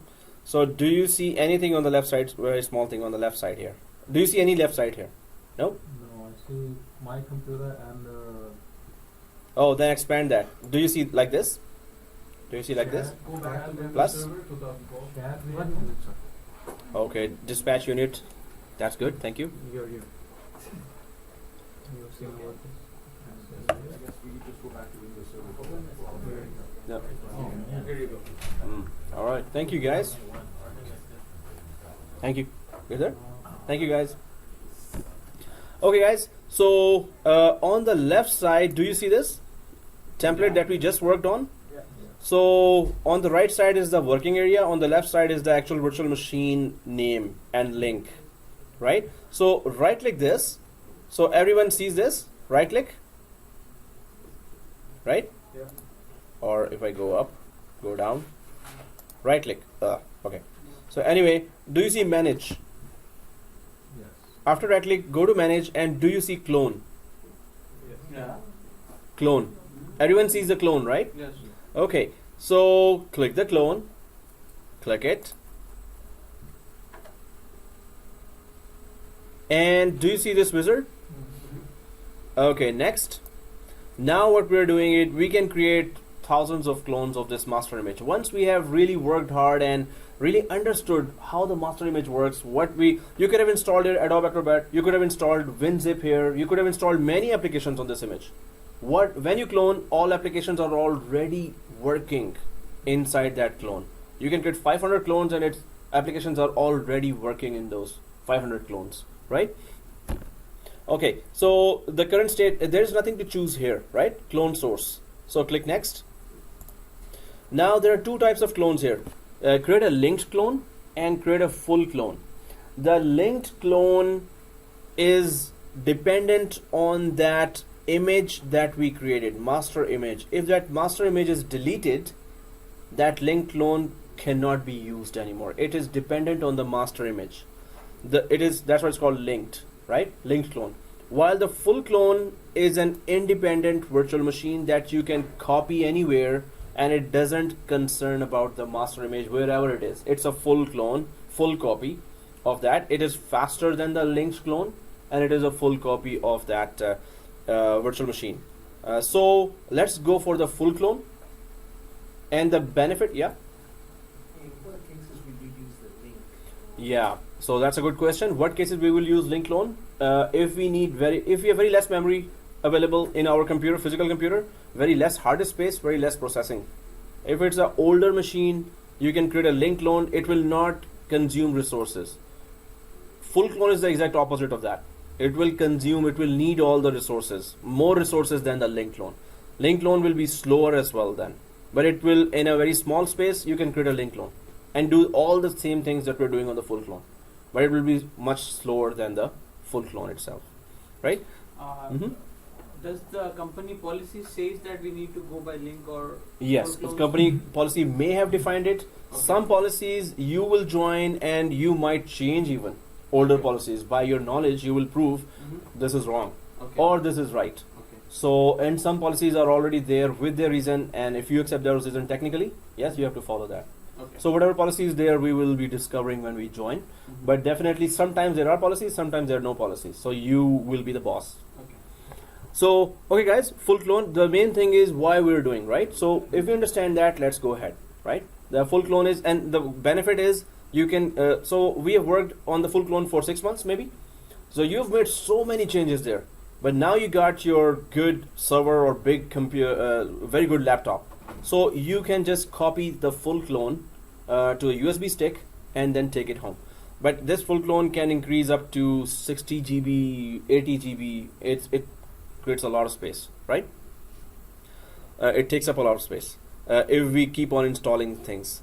So create a full clone and next. Okay guys, be careful here on this page. So everyone sees this page? Yes, exactly, as you said. So already until this is okay, until the your first name and dash 410 is okay.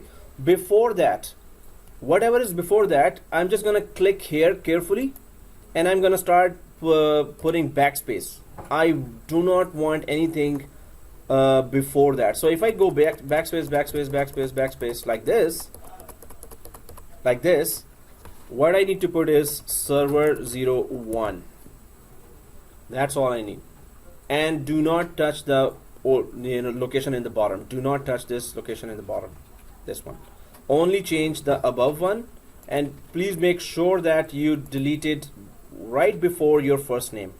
There's a dash before your first name. Before that dash, delete everything and server 1. This is server 1. Second clone will be server 2. Third clone will be server 3, right? So server 1 dash your first name dash course name, right?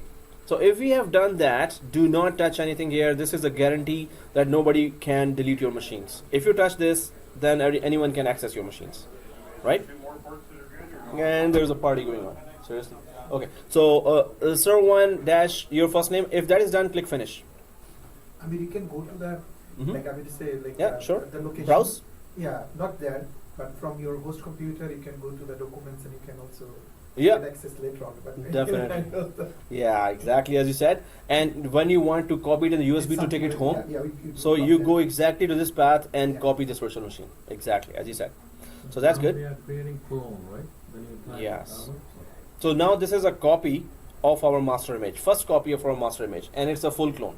Yeah. Can we change the location? Or Yes, we can always change the location. So suppose, don't change it. I'm just showing you, right? So suppose you want to change the location from C to D drive. What I will do is I'll keep the whole path intact. I will just change C to D or E drive. So it will be just created on another drive, right? But we are not, it's okay, C drive is okay, better. For advanced courses, we use D drive. You know why? D drive is SSD. C drive is HDD. So this course is okay, 411 is okay with HDD. SSD we need 412. The third course we need SSD for that. And there are VMware courses going on, Office 365 going on, Citrix course going on there. So Exchange 2016 going on. So they are using SSDs. Those require really good speed. This doesn't require much speed here. Okay guys, so if this is done, and we can change the drive from here by clicking browse as well, we can change that, and by changing the C to D, we can do that too. So, but we will not do that, right? We want to keep our machine safe from other, from prying eyes. Okay, click finish. Once we click finish, it's gonna start creating first clone. So what's the plan here, guys? While it is going on here, let's just check our plan. That what are the next major steps here? So our plan is this, that this is the template machine or the master image we have created already, and it is shut down forever. Template machine. So shut down forever. Shut down forever. Even you can use this template machine if it is not touched at all, it is intact. You can use it for 411, 412 as well. The same thing.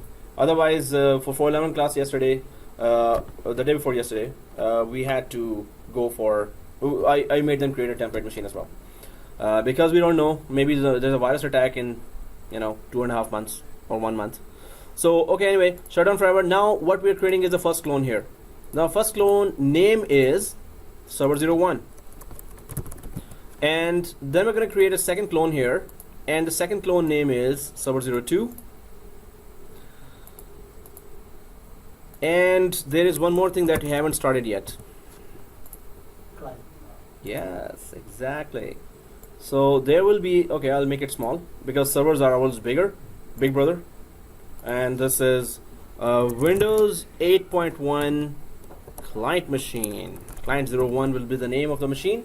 Windows 8.1 is operating system here. So this clients are just like, us public here. And the servers are the ministers, and Mr. Trudeau is sleeping here, shut down, right? No, okay, server 1 is Mr. Trudeau. Okay.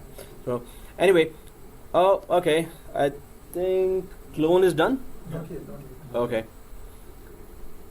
It's the SSD in the laptop. No tie. Okay. So guys, I'm saying that SSD because I want you to get SSD ASAP, right? Well, the laptop, and I'm sure many of us have started planning to have a good hardware, right? Without that, you can't go fast. So some students did not buy it till the whole year, and I'm sure one of those students I will be meeting after 6 months, they would have forgotten everything. So really get a good hardware and practice. So you're recreating the environment. Everyone will be recreating from today, right? I'm gonna send you the software. If you're a good IT soldier means you have your USB stick as well. So if you have your USB stick, I can give you that Windows 2012 and Windows 8 right now in the break actually. And other than that, I'll send the download link to everyone. Is everyone done? No, Yeah. this is not SSD. Oh yeah. Like with me, like No? with last class, I mean, there was somebody who was coming with the MacBook Pro with the SSD on. Okay. He would Flying? be like supersonic. Like he Whoa. was sitting next to me Okay. every time, and I like at that time I did have the same computer with Oh. the i7 and like whatever, but it was nothing in front of that. I did not have SSD, Oh. but he had only two. No, big difference is Oh, yeah. SSD. Big And difference. Mhm. Before that, many people even did not know how Yeah. SSD can like improve the performance. Also. Oh yeah. And you will see that. Your machines will convince you very soon that you need SSD. So my students convinced me. I used to not have SSD in my laptop. My students were like yawning, teacher, you're not there. I'm already done. I'm like, yes, please wait. Then I put SSD, and there are qualities in SSD, but go for any SSD. It's better than HDD. So okay guys, are we all seeing the screen? Yeah. Yeah. All? Oh, huh? Okay. No? Okay. You're done. You're also done? Yeah, okay. So all done, right? So, oh yeah, plan. We were discussing plan, yeah. So the plan is here. So server 1, we're gonna be, so what services, when we install a server, we're gonna install some software, some code, we call it role. We're gonna install a role. That role will be giving some services. So you as a system administrator need to know which server is giving what services to all the clients. So Windows 8.1, it could be in thousands, right? It could be 500 clients, it could be Windows 8.1 we are putting there because whatever services we want to provide here on the server need to be checked as a proof that they're working fine on a client, Windows 8.1, right? So what are the services we're about to run in server 1? And these are AAA battery, right? Small cells for remote. Okay, no, not that. So AAA. Anyone can tell me what is AAA in Windows environment, in a domain environment. Actually, it's not Microsoft proprietary. AAA is authentication, authorization, accounting. Now what? So if I just type here this authentication, authorization, and accounting. Authentication. Can anyone tell me the difference between authentication and authorization? You check the is it authentic or no? And are you authorized to do that or no? Good. That's the difference between authentication and authorization. So, can you give me an example of day-to-day whatever we're doing? Suppose we are entering the college here. Does it apply to I am not authorized to go to NetPlus server. Okay. And we are authorized to come inside. That's we are? authorized. Like authenticate Yes. to come To college. Good. college. That's it. Like Perfect. maybe the classroom also, but not the server. And Exactly. on top of it, you are accountable what we are doing here. Hey, we got a leader here. So you're all already in the first seat. So yeah, okay, but that's very good, very good. Authentication. So you're entering the college, and suppose there's a security guard, and security guard says, "Hey, I don't know if you're our guy or not. So can you just show me that badge or something?" So you can show the badge, or you can zzz the badge, and you're authenticated inside. So you're our person or not, you're our employee or not, right? Or our student here or not. And then authorization is, but as you said, you are not authorized to use this room, that server room, that room, but you're authorized to use this. So accounting is when you entered that room where you were authorized, what did you do? And what computer did you sit on? What printer did you use? Suppose you use a printer. When did you start the computer? When did you shut down the computer? So that's accounting. What did you do? So in a computer environment, when you log in, username, password, that is Authentication. and suppose you have 10 printers and you are allowed to use, Only 2 printers. that is authorization, exactly. You're authorized to use 2 printers out of 10 printers. And then when you connect it, when did you log in, when did you log off, when did you, how many prints did you do? So that is accounting, right? So we're installing these 3 services, and what role will help us do that? We're going to install a role called Active Directory, and there is another set of services. Accounting. So we have to, it is critical to understand what services we are installing. We can install a role, click, finish, restart, that's it. But what services is providing? And that's not all. Authentication, this is the basic. Active Directory is a huge, there are books on Active Directory, right? Just on Active Directory there are books. So, but we're going to go slow, we're going to understand everything, right? There's a second service we're going to offer, name resolution. Yeah, we're going to create a domain. So, but we're going to start, offer another service called name resolution. Anyone knows what's a name resolution? IP, translate from IP numerical is To a name. So let me give you a very good an example, basic example of that. So suppose you're talking to your friend or you're sad, and you say, okay, hey, there is a very cool new video, animated video coming, Finding Nemo. So the other friend said, okay, wow, okay, let me download from where? So you say that, oh, this is on the website. So you ask, which website? So the guy says, oh, the website is 192, 238, 336, 428. So you say, okay, I got it. And you go home and, oh, I will download Finding Nemo. But then you say, what? 192 what? So you call your friend again. Okay, what was the website again? 192, 168, 32, 28. You said, okay, stay on the line. What? 192, 168. Again, then mistake, 238 and press enter. There you go, Finding Nemo. Or you still didn't get it. So the numbers are still, confusing. Then the friend says, just go to yahoo.com. Come on. Binary to Yeah. So DNS. because of DNS, you don't have to remember IP addresses of sites or of the machines here. Suppose you have 100,000, there's a huge environment, and you have 80,000 machines. So some machines are in Tokyo, some machines are in Japan, same Tokyo, London, Toronto, and Germany, Brazil. So you will have to put an IP address, but you have to put some very intelligently, you have to put some names there.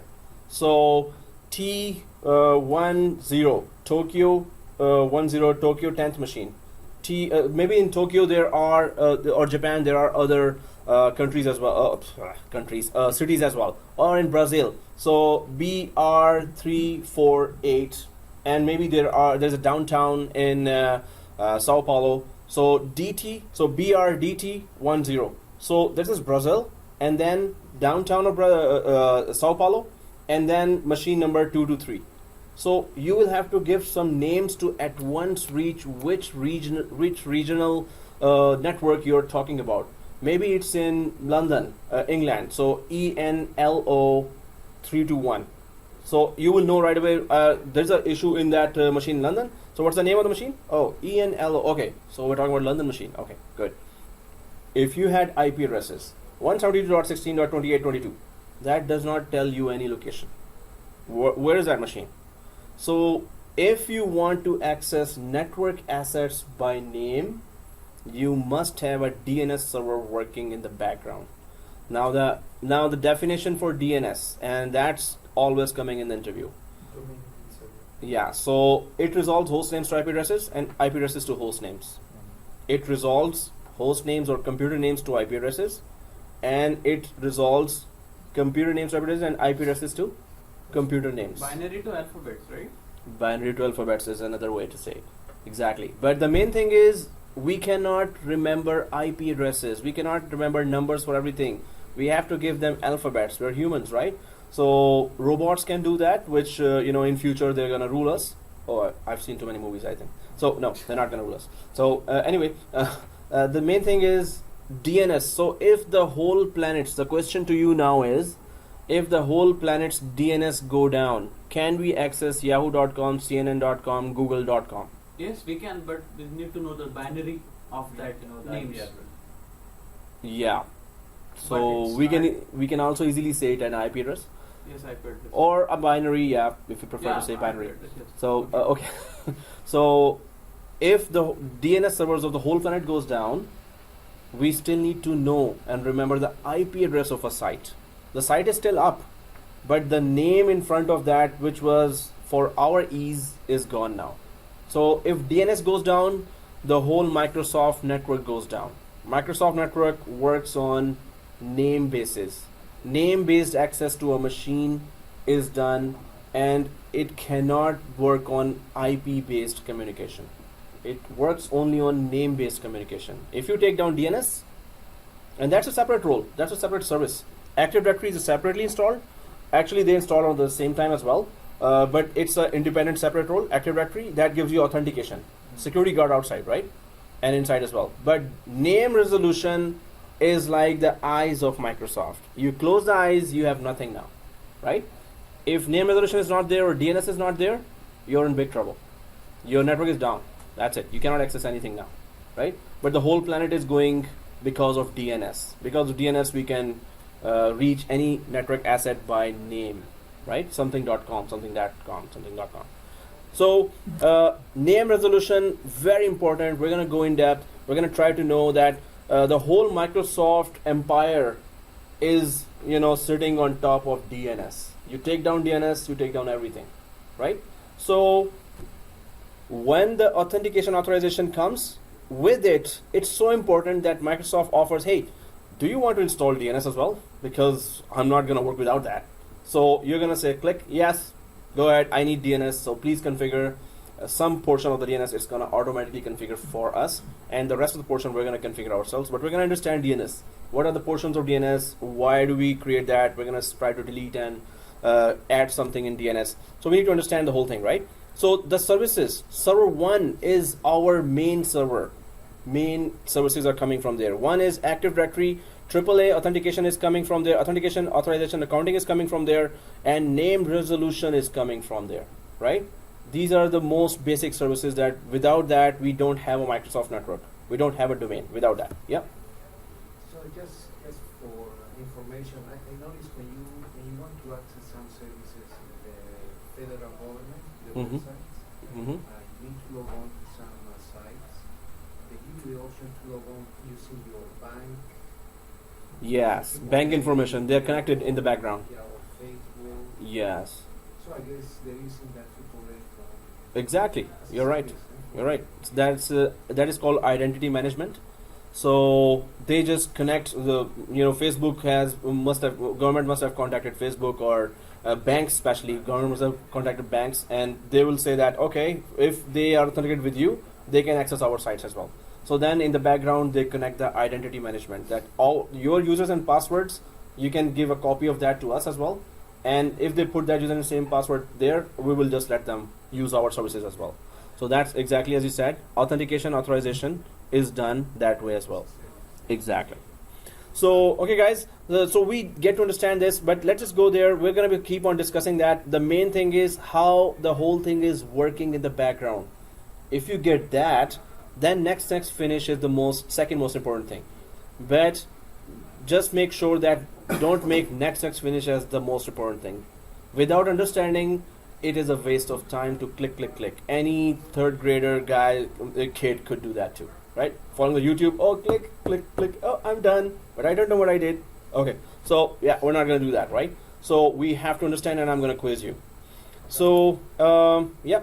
On the template machine, do we have Active Directory, DNS and all that? On the template, no. No, right? So that's a good question. Why did we, if we need that, if it's that important, why didn't we install it in a master image, Active Directory? Anyone can tell me why? Because every server can have a different purpose. Yes. Different, So functions. there will be only one security guard. Not all 500 clones will be Active Directory. If everyone's a security guard, then what are we securing here? So if all the public is prime minister, then who to rule here, right? So there has to be one authentication source, or maybe two, but master image cannot have name resolution and authentication. This is going to be done by only 1 or 2 servers across the whole environment. If it's a large environment, it could be 10 servers. Large means 50,000, 80,000 clients, Windows 8, Windows 7, Windows 10. So maybe there are 20 servers that are just doing authentication. But authentication, only 1 or 2. So we cannot clone it. Clone means every machine will have the exact same thing, right? Or in other words, you can say all the users have a different roles. You can say All the users. Yes, all the end users will have. So suppose we have 10, we create 10 clones here, suppose. So first clone, authentication, authorization, accounting, and name resolution. Second clone, printing services. Third clone, file services. Fourth clone, web services. Fifth clone, SQL services. Every server is going to give a specific service to thousands of clients, right? So if we create everything on one server, does the speed Yes. makes a difference? Big difference. If the end users are 20, 30, or 100, put everything in 1 or 2 servers. Okay. Very small environment. Thousands of users, then Oh. we need to have thousands of Exactly. like hundreds of servers. Hundreds of servers, exactly. So we used, as I said, 80,000 users in Scotiabank, Yeah. and more than 2,000 servers we had. So like one server, 800 users. No, but also for suppose one server, print server we put, its copy, exact copy, would be put in another branch. Okay. So if in this branch active copy is gone, all users will be redirected to the other branch. The copy that was the passive Copying, copy, yeah. so it will become active. It will keep that show running. Whatever was going in the active copy Yeah. is being copied in the passive Copied in copy, the passive. standby copy. We call it standby as well. Server copies, yes. So in banks and large organizations where they can afford, they always, whenever they install a server, they install its exact standby copy on another branch. So that's that's on the server too. And that's also a server. That's So a server, that's right? how we have 2,000 servers. Yeah. Each server has a copy as well. Okay. Each server has a Goes copy. down, it's Yeah, both of large them. environment, it has, the service has to be there. So same service will be installed on 2 servers. One goes down, second one keeps the show running. Then why we are using this Mm-hmm. template machine? Because if we are, making one thing on 2 servers, then what does it do? No, template machine is just basic configuration. Okay, like I configure everything on template machine, and Not everything. I have, Don't say everything. So suppose I want to install print server. okay, I need a basic template machine that have just Windows updates done, okay, that has only antivirus done. okay. But print server will be only on 2 clones. I have 10 more clones, right? Mm-hmm. So all 10 clones must only have basic services available. Not the enterprise application, not the main role. Just like Active Directory cannot be on the master image, Okay. print server cannot be on the master image as well. We cannot have all 10 clones having master Oh, okay. print There are server. certain limits. Then what we have to, upgrade on template. Yes. We cannot install an enterprise application on a template. We can only install Wow. basic updates, Windows security updates, that's it. Because Oh, every clone needs at least that. okay. Then there's a different purpose for every clone. So you mean to say, like we need to upgrade very often on every server? Yes. We need to upgrade. Because template is just basic. That's just a basic thing. It's a Exactly. main foundation. So after monthly updates are there always for Microsoft.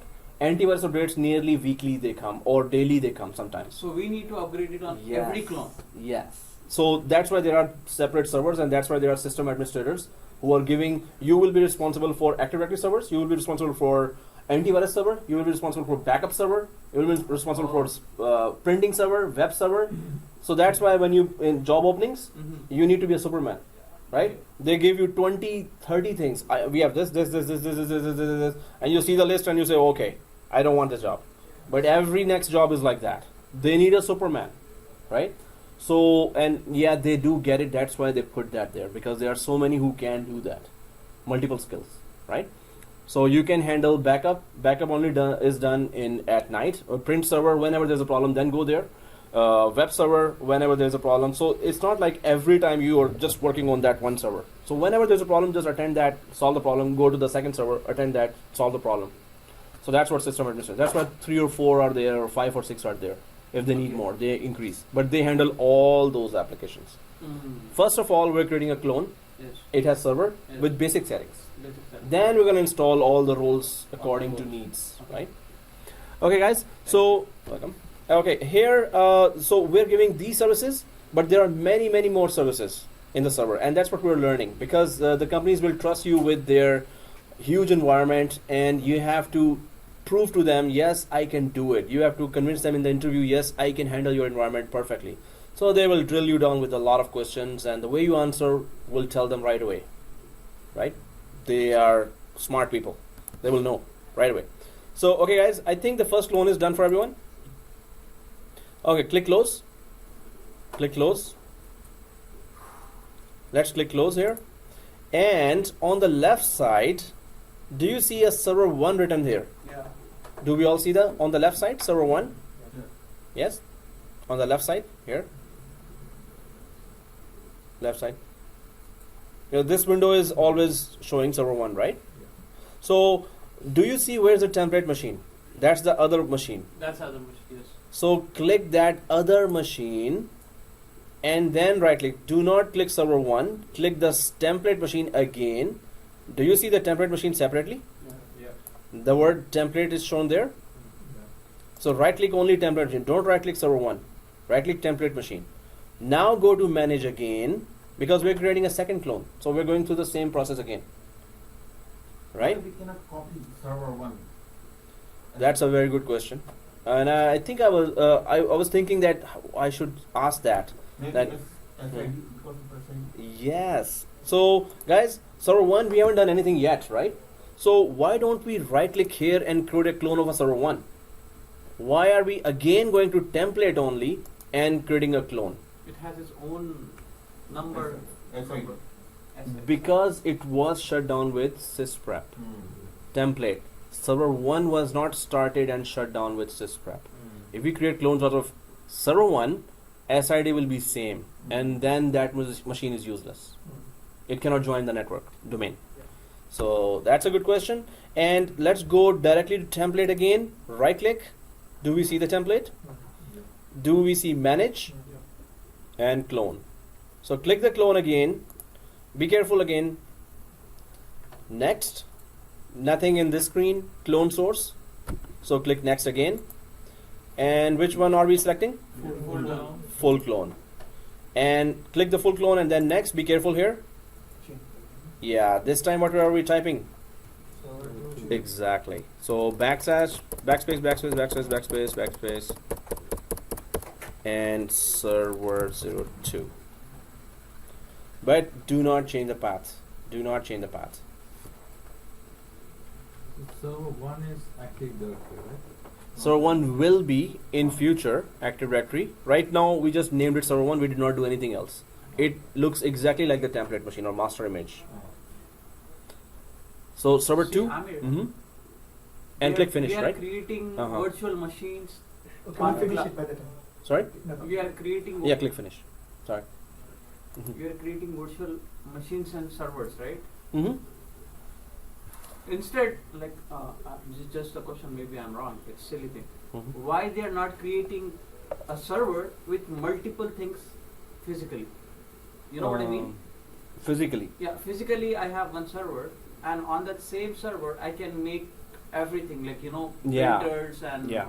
everything. Okay. And So- keep it going. So what you're saying is Virtually we are this. creating that stuff, right? Yeah, in a physical, right now what we're doing is our test environment, right? Yeah. In a company you're saying, right? Mm-hmm. In a company, if there's a physical server, Yeah. inside that you want Active Directory, DNS, Yes. DHCP, DHCP, print server, server. web server, With the parties. everything you want in one machine, right? Yeah. One physical machine. Yeah. So it is good for a small environment. If there are 1,000 users or 10,000 users, they will all connect for Active Directory as well as connect for print server, as well as connect for web server, Yeah. as well as connect. So they will be doing 10 tasks. Each and every 10 of the 10,000 users will be connecting, accessing those 10 tasks. So this server will crash because of it will slow down. So we slow, don't have that huge server that we can take that, consume that load, and Yeah. flush it out. And second bad thing about this is, if that server goes down, there is no other server to keep the show running. All 10,000 users are now sitting doing nothing. So physically, with one server, we don't have next server by standby, so it boots up when it goes down. It's So- just in the virtual thing. So physically we can have, and we should have, and companies always have one physical server if they have put there, and Okay. maybe they have put all the roles there, Okay. printing and so always create a new server, a second server, physical server as well, always, which is a standby and copying everything that is going on in the Mm-hmm. active server, Okay. active and standby, right? Okay. So standby is always there to keep the show running if the first server goes down. Okay. It's always there. But in a big environment, It doesn't support. each role, printing role has a separate server, web server role has a separate server, and Active Directory is a separate server. Each main role is a separate server, always. Because one server, 10,000 users will connect, so it will not be that slow. The 10,000 users will be connecting to the other web server for web services, and for file services, so it will be separate servers. So each server's memory, hard disk, processor will be separately used. So it will give services fast because they are on the separate server. If they're on the same server, the services will go really slow down, slow. They have to be on the separate server to offer fast services and Okay. high availability. So this virtual thing, Mhm. you say 10,000 users. Let's Yeah. say we have 10,000 users using some service Mhm. using this virtual server. Mhm. So the virtual server, where does it extract all the information from to keep Yeah. running the show? So let me show you this. We upgrade everything on it. Yes. So this is the physical server, Yes. and there is hypervisor installed on top of that. Hypervisor on both, and then there is okay. There's a break time, I think. So Okay. actually, it is a break time. So okay. So guys, whoever is interested in listening, it's okay. Otherwise, it's a break time. So yeah. So we install hypervisor, then we install one virtual machine, second virtual machine, third virtual machine, fourth virtual It machine. goes on, yeah. Yeah.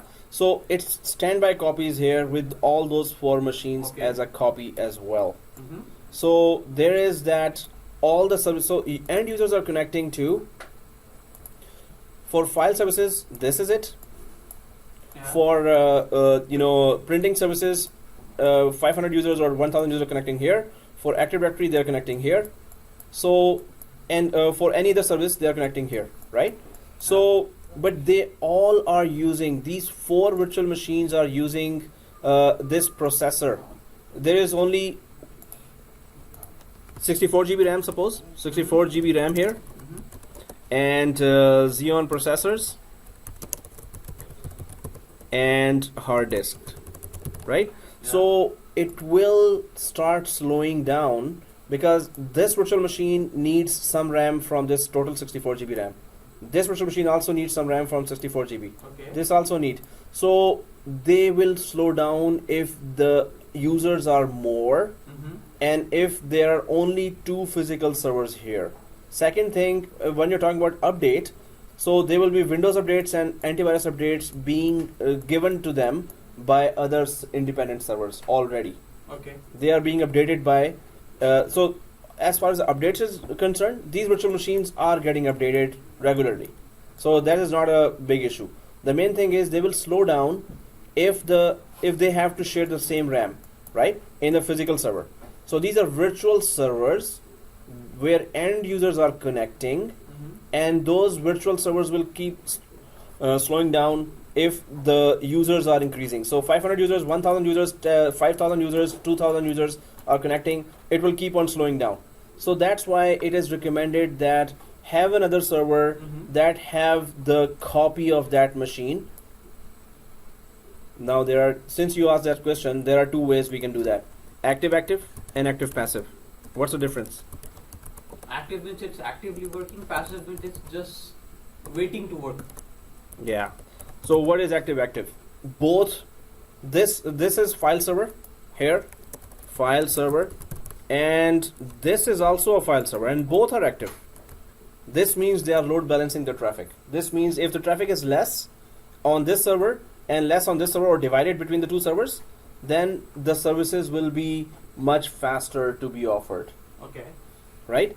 So the main thing here is that if you're saying how servers are updating, so servers are updating. There's an antivirus server here as well, antivirus server, and there's a Windows update server here. So these servers' job is to update all the other servers.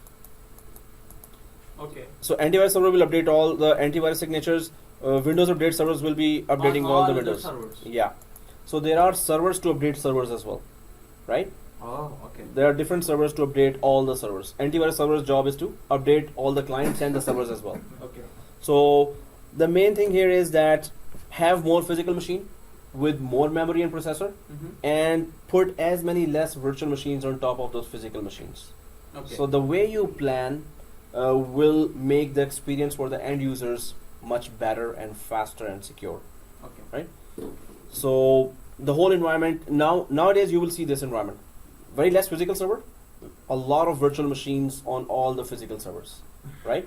So and physical servers will be very, like good memory, good processor, good hard disk. So more virtual machines, virtual servers could come there, because each virtual server will be attracting 500, 1000, 2000, 10,000 users. Okay. So all pressure will come down to this RAM, processor and hard disk from all these virtual machines. Yeah. So every Mhm. company has its own, set of rules and set of things what they need to, Exactly. what they have the they volume just- of customers, Exactly. and they. Yeah. Does it do we have blueprints? So the thing is that suppose you join a company, there are 10 servers there, Yeah. but there are 2,000 users there. Okay. Then next year, 3,000 more users join. 3,000. So now you see, okay, we were already slow. Now 3,000 more users coming, so we have to scale it up. So you as a system administrator will be recommending, hey guys, we need 2 more servers. Hey guys, the servers we already have, we need 128 GB more memory on that, and 10 terabyte hard disk more on that, and more quad core processors on that. Okay. Right? So you will be increasing the hardware according to the need. pressure you're Okay. getting from there, or according to the need. Yes, you're right. So So we have the blueprints already. Like Exactly. we have this terabyte and this Exactly. gigabyte. Okay. and that's also a system administrator job to have the perfect blueprint or documentation What of your we have. network. Okay. What we have and what we need and what pressure we are facing right now from the users. Okay. And users are complaining it is slow. You have to then ask, hey, we need more hardware upgrade. Okay. And you have to be smart about different technologies as well. Some technologies don't require hardware upgrade. They still solve your problem. Okay. So you have to know all that. That's what the course is. That we need to understand each and every Okay. role. What does it do, and when can we use it? Okay. Yeah, you were saying? In Welcome. your experience, what is the largest virtual environment that you receive in production? How many servers? Well, if it's 80,000 users, so 2,000 servers were actually virtual servers. 2,000? Yeah, 2,000 servers. That's large. And I heard my friend was there in CIBC. I think they have even larger than that, 100,000 users. So Or in virtual? virtual. So yeah, we had like 10 physical servers. No, 20 physical servers, and on every physical server we had like 10 virtual servers or 5 virtual servers, according to the how many end users are connecting to those virtual servers. Yeah. Okay. Hey, go. Oh, it works. Perfect. You did it, man. You still owe me a biryani, right? Okay. So. Oh, it's- The forum. Okay, guys. So we are back from the break, and that's a lot of lines here on the diagram. So, but let's just go ahead, and second clone is done. The second clone should be done like this for everyone, right? Yeah. Oh, there's one guy missing. I think his screen is visible. No. Yeah. So, and this should be there, right? Yes, yeah. He's done. Cool. So let's click close here. Let's click close. And now on the left side, we see server 1 and server 2. We also see template machine, right? Yeah. The ones we're going to start are which ones? Server 1 and server 2 we will start. Template machine we're not going to touch anymore ever again, right? Unless we need to Alright, create a yes. clone. Mhm. Certain doubts in his mind. Yeah. So. Spill it off. So let me know. Just clear. Do you want me to answer? Hey, He said. if you asked, then I will be like, ah. So don't be shy, man. Okay, yeah. No, he said he asked me if we upgrade something on template. First of all, we don't upgrade. As far as my understanding, we don't upgrade anything on template so that it upgrades on servers. We just do on template and shut it down. And if we need to upgrade something, we Later. need to upgrade on servers later. Yes. So. And Mhm. and the second thing, does that server has a shadow copy image? Like one server has an active Yeah. directory. Does it has a other server on standby? Very good questions, man. You asked them or did you make them up? Okay. So We make up. very good teamwork then. Very good questions. So if you create a clone and install on top of a file server, suppose, or a print server, suppose, if there are more users, a lot of users using it, then you create a copy of that server as well, or you create a second file server or print server as well, Okay. right? If there are less users, you don't need another one, Okay. right? So you just use one. So if you say shadow server or a copy server, we only add it if there are thousands of users. Thousands of users. Okay. Although Microsoft says just create twos of, if you can create a two servers for everything, because if one goes down you can still put it up, but not every business can afford that, right? Oh, virtual server, we cannot even afford that too? No, we can't. No, also virtual server, when you create a new virtual server, what will happen, guys? If we add 5 virtual servers now and we start all of them, what is one bad thing that's gonna happen? It's gonna slow. Why it's gonna slow? Memory. Memory of the computer or Physical computer memory will go less because every new virtual machine will use the same. It will ask its share of memory from the same memory so it that we have. consumes the server terabyte. Exactly. If there were terabytes, still the machines will be using that terabyte of memory if they have. So they will still. That's the only memory we have, right? You Okay. add more virtual machines, they will all slow Reduce down. the speed. Okay. Exactly, because that's the same memory we have. Okay. That's the only Bichari memory we have, right? Mm. Oh, okay. Bichari means poor translation, Oh, yeah. right? Encrypted one. Yeah. So let's not. But the thing is, the more virtual machines we add, right now, just create instead of 2, create 4 here or 6 here, virtual clones here, right? Create 6 clones and start them. At once, this PC will be like asking our forgiveness. I'm on ventilator. Okay. Yeah. Yeah, it will go on ventilator and maybe, up. Gone. So why? Because they're all using local resources now, local physical So resources. it depends on the volume. It depends on, if you have more memory, that's better. If you have more processor, that's better. Bigger processor, better processor. If you have more hard disk space, that's better. Then keep on creating more virtual machines. Otherwise, keep it to where the Limited, physical okay. physical memory can can support. take it. Yes. What only you increase that, what it can take. The physical processor can take, a physical memory can take. Only increase that many virtual machines, right? So yeah, you can ask any other questions through him. So that's a good thing. They're teamwork, right? So that's good. But my mission now, you will be talking confidently, buddy. So we are preparing for interview while during this course, right? So you will be confidently answering me everything, because in interview you will have to show the same confidence to the interviewer as well, right? So okay, Even guys. though you lie, you need to show the confidence. Even if the option is wrong or the answer is wrong, confidently, yes sir, it does that. And the interviewer will be like, wow, what a confidence. I know he's wrong, but wow. Okay, so okay guys, so what we need to do now, we need to click server 1 first. Click server 1, and to your right side, do you see power on this virtual machine? Yeah. Make sure you did not click template machine. Do not click template machine. Click server 1, and on the right side, click power on. When you're powering on, you still see on above here server 1 written, right?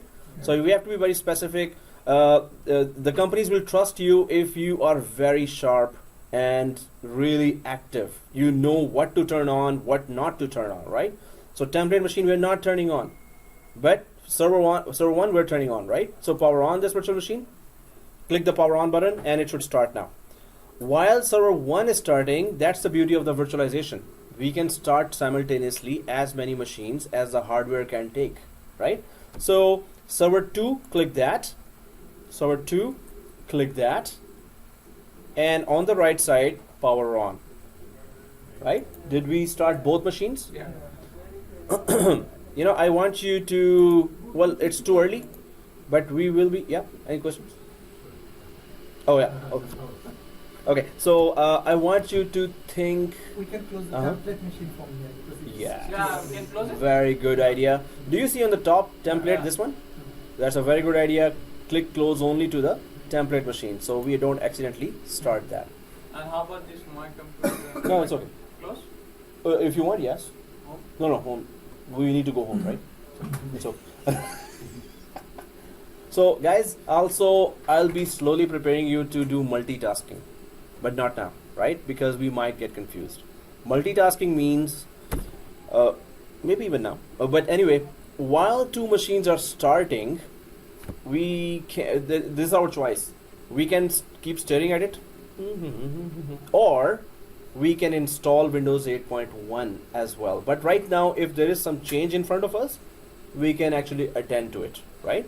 But later, I'm gonna push you to do multitasking. Why? In a company, you will be doing multitasking on very higher level. The boss says this, the boss after 5 minutes, while you're doing first task, says the second task, third, fourth. So, and you're gonna say yes, because they are urgent and they're paying you for doing that, right? So you will be doing always multitasking. You should, prepare your mind that later, I'll be doing multitasking. So better prepare here than to get used to there, right? Get used to it here. Okay, anyway, server 1, click the server 1 area, click the server 1. Do you see anything on server 1 like this? It's coming up. Okay. Oh yeah, SSD. Okay, sorry. It's okay, slow down.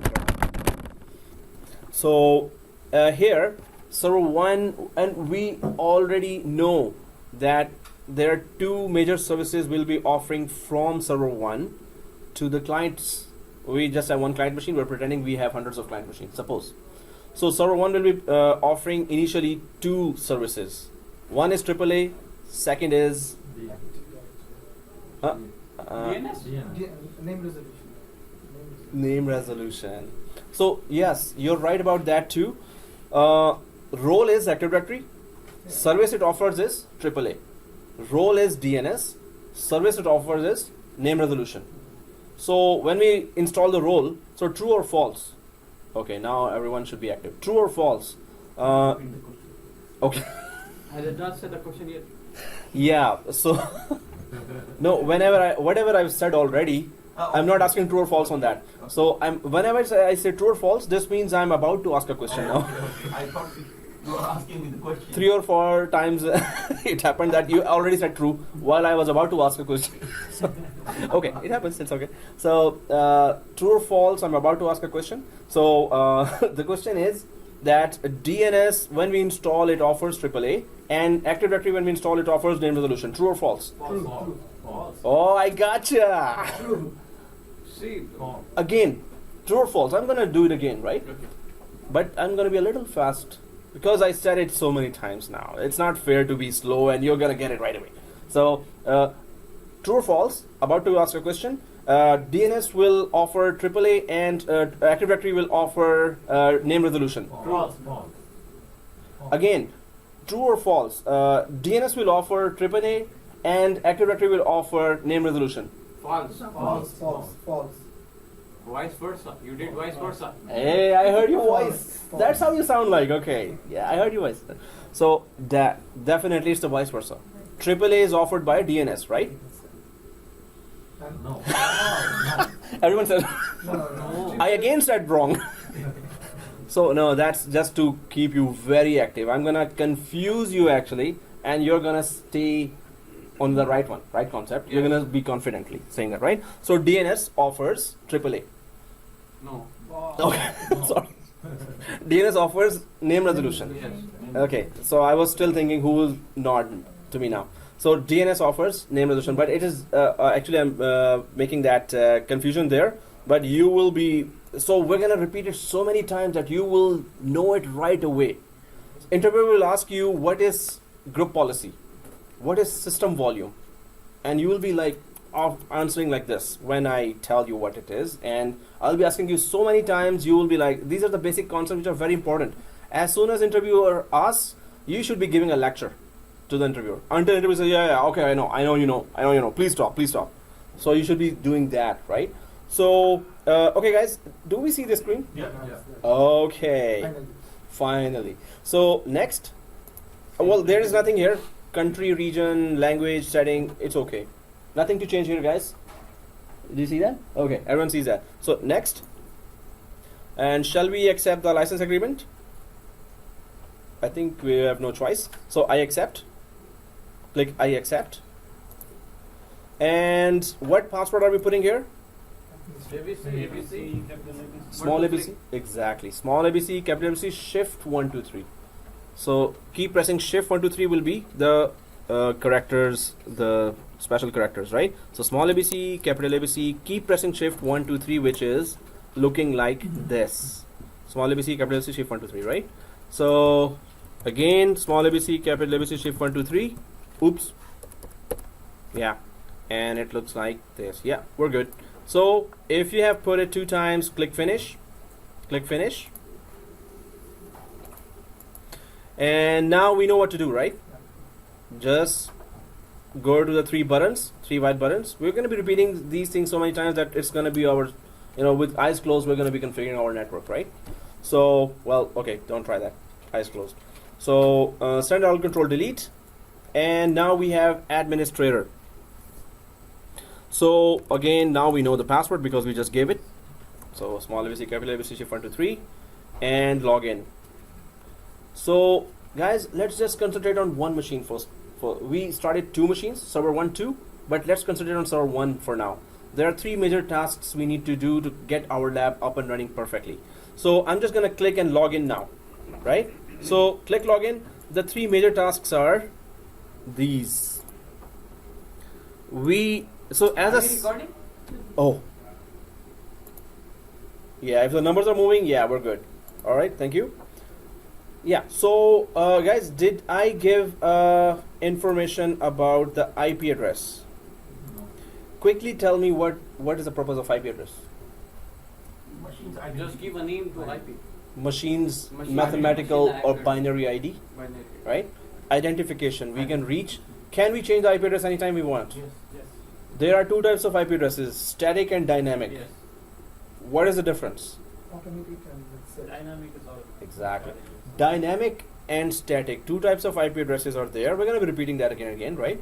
So dynamic is given by a service called dynamic IP is automatically provided to every machine, and it is given by a service called DHCP, right? True or false? I'm about to ask a question now. So we are using DHCP daily in our lives. Whether we are in any infrastructure, we are using DHCP every day. At home, we are using DHCP. In college, we are using DHCP. In McDonald's or KFC, if inside, we are using DHCP. Yes or no? Yes. We are not using, but we are forced to use. We are forced to use, let's rephrase it. We are forced to use that at home, McDonald's, KFC, and college. Yes or no? Yes. So, how?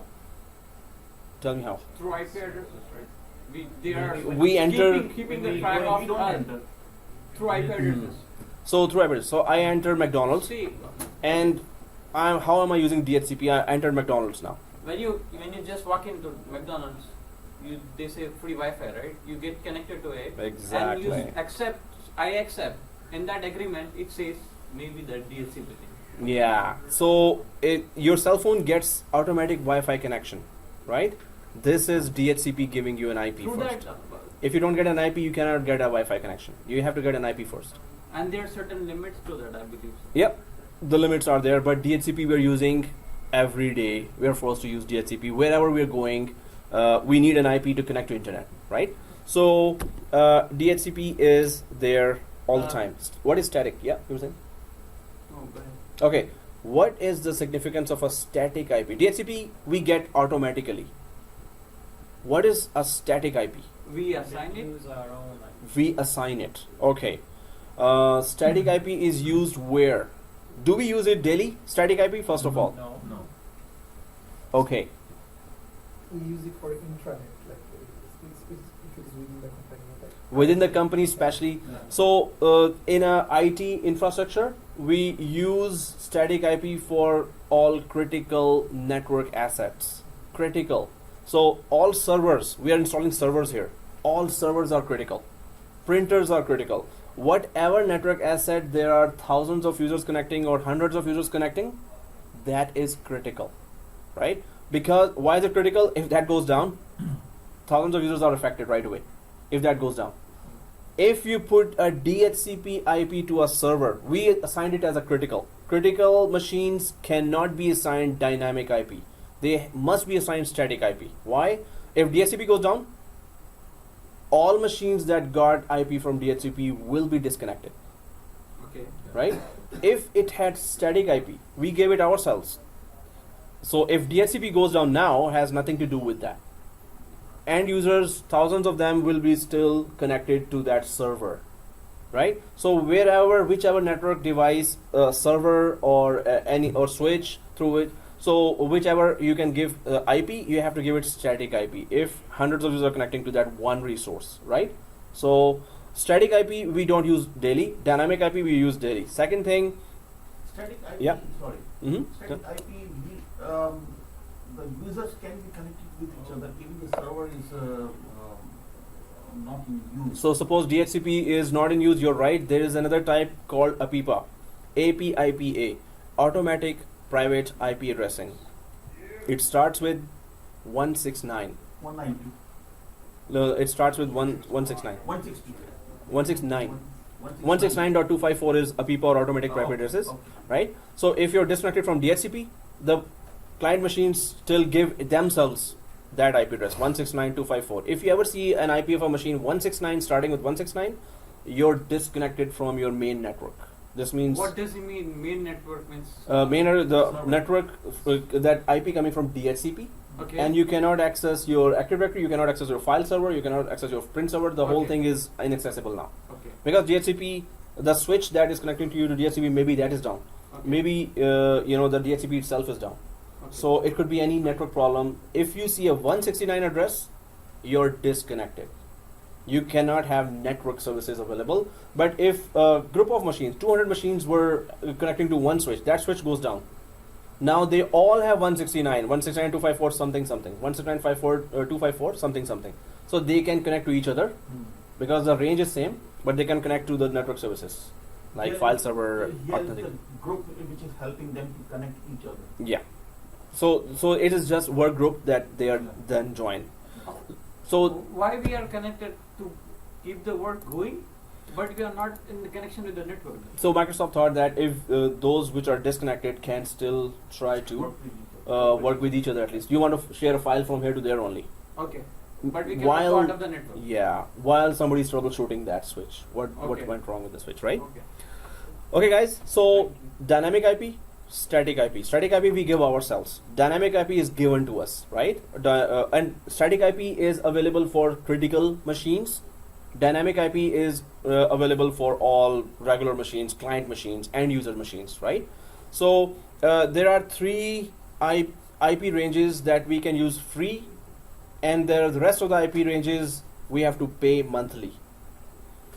Three IP ranges we can use free. ABC. Class A, Class B, Class C IP addresses are there. 192.168, whatever starts with 192.168, we can use free. Whatever starts with 172.16, we can use free.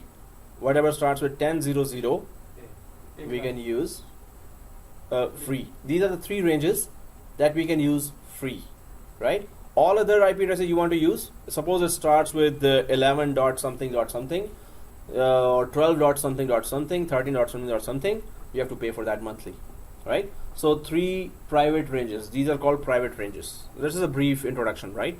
So the three private ranges. So we're going to be using, every company uses one of the three private ranges. Suppose you go to a bank, you go to a government institute, and there are thousands of users there. So you log into any machine and there's put ipconfig. If you put ipconfig, what will happen? It will give you one of the three private ranges, right? So what are those three private ranges again? 192, 168.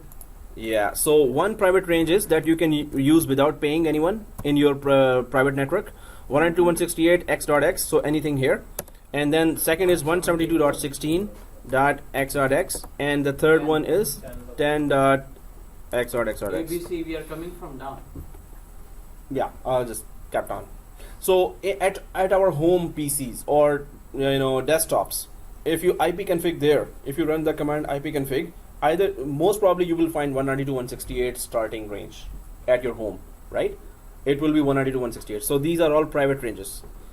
So all companies will use that, and of course we're gonna use that too. So these are what we are allowed to use freely, private ranges. And the others, other than this, any range is public range, public IP, right? Public IPs, you have to pay for that, right? Private ranges we can use privately in any company. So we're gonna use 192.168. So our range will be server 1 will have 192.168.200.1.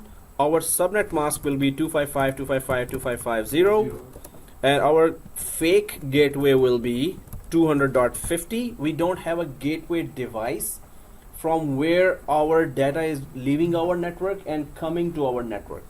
So we don't have a gateway device here, but we're going to pretend we have a gateway just to put an IP there, right? In production environment, you will have a gateway. So just to put an IP, but we don't have a gateway device here right now in our private network.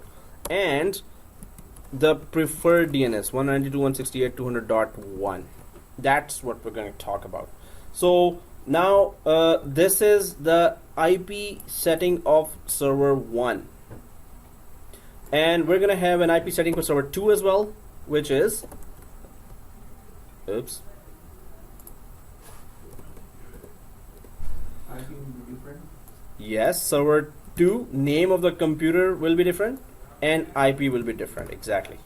So that's the only changes we need on the second one. So I'm just going to give one by one both machines' IP addresses. First, we're concentrating on just first machine, right?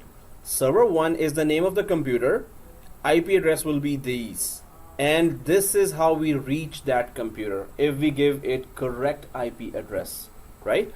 So let's give this IP address, server 1, and all this. So name of the machine is server 1 and IP address of the machine is this. This is just like a home address. So you have some number on the door.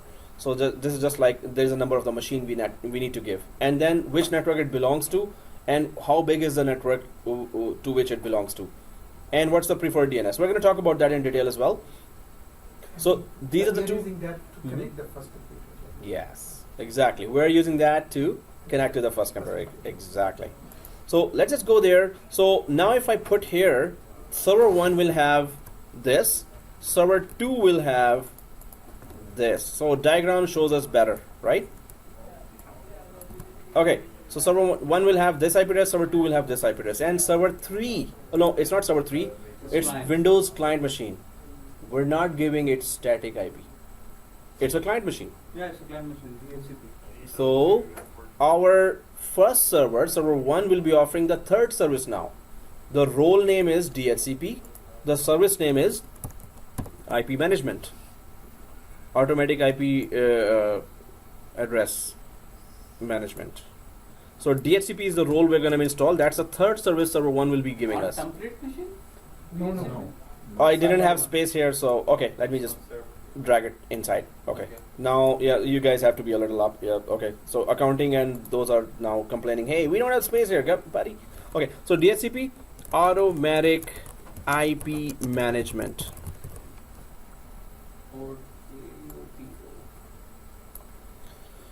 Automatic IP management. So name resolution. Oh, sorry. So yeah, name resolution is yeah. I'm putting it.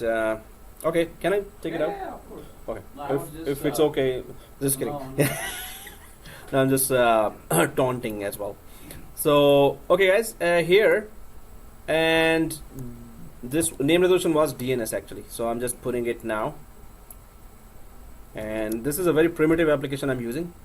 So okay, guys. So first service Active Directory, role name is Active Directory Domain Services, and it will be offering AAA. Second role is DNS, it will be offering name resolution. Third role is DHCP. It will be offering automatic IP management. There are many other roles, and we need to understand about each of these infrastructure roles one by one, right? But this is how the map is constructing in our minds as well, and of course in our network as well. So on server 1, let's concentrate. Yeah, Can I ask you why you choose 200? yeah. That's a good question. There is no reason for that. We can use 192.168 1.1, 2.1, 3.1, 200.1. But the last number should be the unique. Last number has to be unique. Exactly. That's a subnet. 200 or 200.1, or maybe 1 only. 192.168 1 only. We can use that too if we want. It's up to us. It's a private range. We can use it anyway. Okay, guys. So here, let's just go for our server 1. We're just configuring our server 1, right? So, but the configuration we need to do now is this. Let me just create that quickly. Our next major steps are these. Server 1, change name of computer, actually the operating system or OS. Change name of OS. Give static IP. But first of all, even before these two things, activate this VM or OS. Activate this OS for 180 days or 6 months. We're gonna activate this OS for 180 days. So this is the first task we need to do. Then we're gonna put the static IP. Then we're gonna give rename the machine and restart. So both machines need to do that. So we're gonna do it first on server 01. Guys, now it's gonna get tricky. Let's see how sharp we are and how sharp we stay, how good we understand. Yeah, and you can ask any questions. Server 1, how to activate this OS for 180 days. Activation means this is right now an evaluation machine. Right now, it might be showing it is expired. If it shows the message expired, you know what will happen? Every half an hour, it's gonna shut down. Every half hour, it's gonna shut down. We don't want that. We have 4-hour labs to do. What is gonna shut down, server? The server. Okay. If it shows expired right above the clock, we're gonna see that now. So we need to activate it for 6 months, which is good enough for us, right? 180 days, we can evaluate. So how to activate a Windows machine? We connect it to internet for 10 seconds, and it automatically downloads a file in the background, and it shows that it is activated for 180 days. We need the proof that it shows above the clock on the desktop that it is 180 days activated already. First task is this. Now, how to give internet connection to server 1? It already does not have internet connection, right? So remember we talked about VMnet 8 or NAT? NAT. We're gonna try to implement that now. We're gonna try to check it. When we go through it, we're gonna understand that, right? So on server 1, first task, activate it for 180 days. How do we do that? Give internet connection. How do we do that? Let's see that, right? So we're gonna change the VMnet setting of that machine. So I'm just gonna put it on magnifier now, and let's go to server 1. If we are all logged in from server 1, do you see this VMware tools message? Yeah. Cancel out. So click cancel. It just says that I'm gonna fix your account and give you some more services. We're gonna finally press OK to another account that we're gonna create later. Okay, server 1 here. So everyone sees server 1? Yeah. We're just concentrating on server 1 right now, right? So server 1, if you're here, first of all, you see your buddy server manager here, right? If you go to the right side, do you see this minimize icon for the server manager? This one. Minimize icon for server manager, right? If you see that, click minimize. We need to see where 180 days will be showing after what we do now. So if you minimize this, go down, way down, scroll down first, then go down yourself as well. On the right side. Something else. Mm-hmm. You should not Yeah, if you see this, always click cancel. Yeah. So here, did we minimize the server manager? Then scroll down and go way down until you see this Windows 2012 written there. Everyone sees that? So you can see the clock as well here, right? Yes. You can see the clock as well here. Now what happens? You're right. There's no internet. So guys, do you see anything written here? If you see expired, do you see anything? No. Nothing written here, right? Right now it is not expired, but it is not activated as well. Very soon, after 10 days actually, it's gonna start showing expired. As soon as it shows expired, it will start shutting down every half an hour. Let's activate it quickly. How do we activate that? Give it internet connection. So how do we give internet connection? So let's go to the top left. Let's go to the top left here, and do you see the white area of server 1? Right click here. We're about to change the network card setting of that this particular virtual machine. So right click, and do you see settings here? Do we all see settings? Okay. So once we see settings here, there's one network adapter we have only, right? One network adapter. So click that network adapter. Now what we intend to do is we will temporarily change VMnet 10. VMnet 10 is responsible for internal virtual machine communication. Internal. Server 1 can communicate with server 2, right?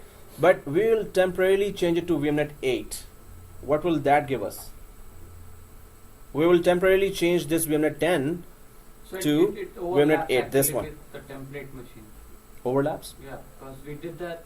If it's template machine is VMnet 10, then this is 8. That overlaps. They will not communicate. They not communicate? So we'll put the same number as we put in the previous machine. Same number. I mean to say same. Exactly, VMnet 8. So guys, again, because questions started coming, but let's understand that what we're about to do. Okay. We need internet connection. Okay. We need it temporarily for next 5 minutes only. So third thing, we will temporarily change its VMnet 10 to VMnet 8 temporarily only. Temporarily. Okay, so VMnet 8 it means we need to get internet connection. Yes. Temporarily we are changing it to VMnet 8 to get internet connection for 5 or 10 minutes. As soon as we see 180 days it is activated, we're going to change it back to 10. VMnet 10. Exactly. So on usually in production environment it's VMnet 8 NAT. It's the NAT. Okay. NAT is the one. We need to identify through NAT. Exactly. Not just the number. So this is the you will in production environment you will have its granddaddy called ESXi. ESXi. Okay. ESXi is another planet actually. Okay. It's a totally different world. Okay. Concepts are exactly the same. Okay. You need internet connection, you have to go somewhere else in that hypervisor. It's a big hypervisor. Okay. So it has huge amount of functionality. That's why there's a huge full course there, right? So and again, you cannot go to the market without doing VMware, right? VCP-DCV. So the concept is temporarily get an internet connection, get activated, and then put that configuration back to VMnet 10. So we understand that, right? So it's temporary right now. In production environment, we don't have to do that. Okay. It will be 24/7 internet connection will be there. Will be there. The way we're gonna set it up, it's gonna be there.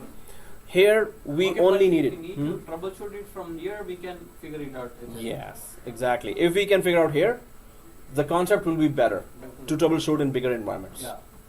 Okay, guys. So VMnet 8, let's select that temporarily for the same network card Okay. and press OK. If we have selected that VMnet 8 here like this, press OK. Press OK. Now let's go back to the right side bottom here. Do you see this blue bar here? Yeah. Yes, correct. Press yes. Yes. Press yes. And go down to right above the clock here. Now you will notice one thing. There's that yellow sign is no longer there on top of that network icon. There was a yellow sign that is gone now. They are all changed to green now. Down. Green? Oh yeah, this Yeah. green. This green. Yeah. This light. Good. So guys, all we need to do is give it 10 seconds. Okay, 10. That's it. No, just kidding. 10 seconds.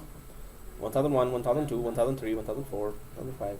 It didn't pop up. 10, 9, 8, 7, 6, 5, 4, 3, 2, 1, 0. Done. Okay. The leader says done. Okay No, guys, the second we have to refresh. It's not gonna automatically do that. Now right click like this on the anywhere on the desktop area and click refresh. I got it. 180 days. Yeah, Exactly. discard it. All right. So in the background, as soon as it get internet connection, in the background it starts downloading a file. Give it 10 seconds, 5 seconds, 10 seconds better, and refresh. It's there. Now we do not need VMnet 8. We're gonna go back to VMnet 10 because we need to internally communicate with server 1 and server 2, right? So both have to be on the same VMnet, right?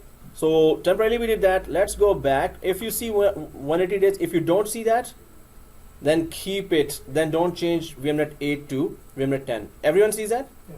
Everyone sees that, right? Wow, it worked. Some students always say, no, I didn't see that. Well, that's good, man. And I don't know who's eating halwa puri. Okay, anyway, that's Eastern food. Yeah. Morning special. Morning special. And at lunchtime, somebody's doing that. Asian food actually. Asian food. Asian food, yeah. Eastern, yeah, Asian food. Yeah, Asian you're right. Oh, come on, stop it. Okay. Okay, anyway, so seriously, I need to, there should be anti-fragrance something here. Okay, guys, so let's go So back. Your taste buds are more active than your brain. Hey, if we had an exam, it's -10 already. So, yeah, no, both are active.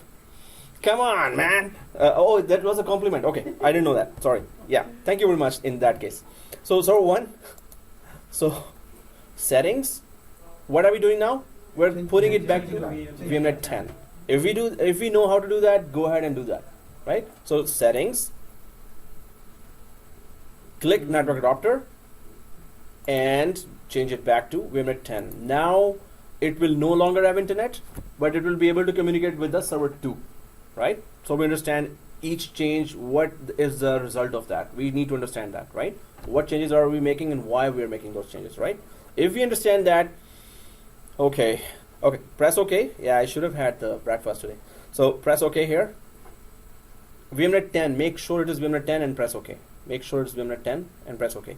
Now, first thing is done. Second and third thing is, so give static IP, second thing. Yes. Third thing, rename the computer and restart, right? So, in order to give a static IP, we need that our best buddy back, server manager. How do we get it back? Scroll to the left side, and do you see this suitcase and server icon here? Yes. Click that once. We know. Suitcase and server icon. Scroll to the left side. Oh yeah, you can't. No, scroll to the left side. Go down. No, go out of the virtual environment and scroll to the left side. Okay, dispatch unit launched.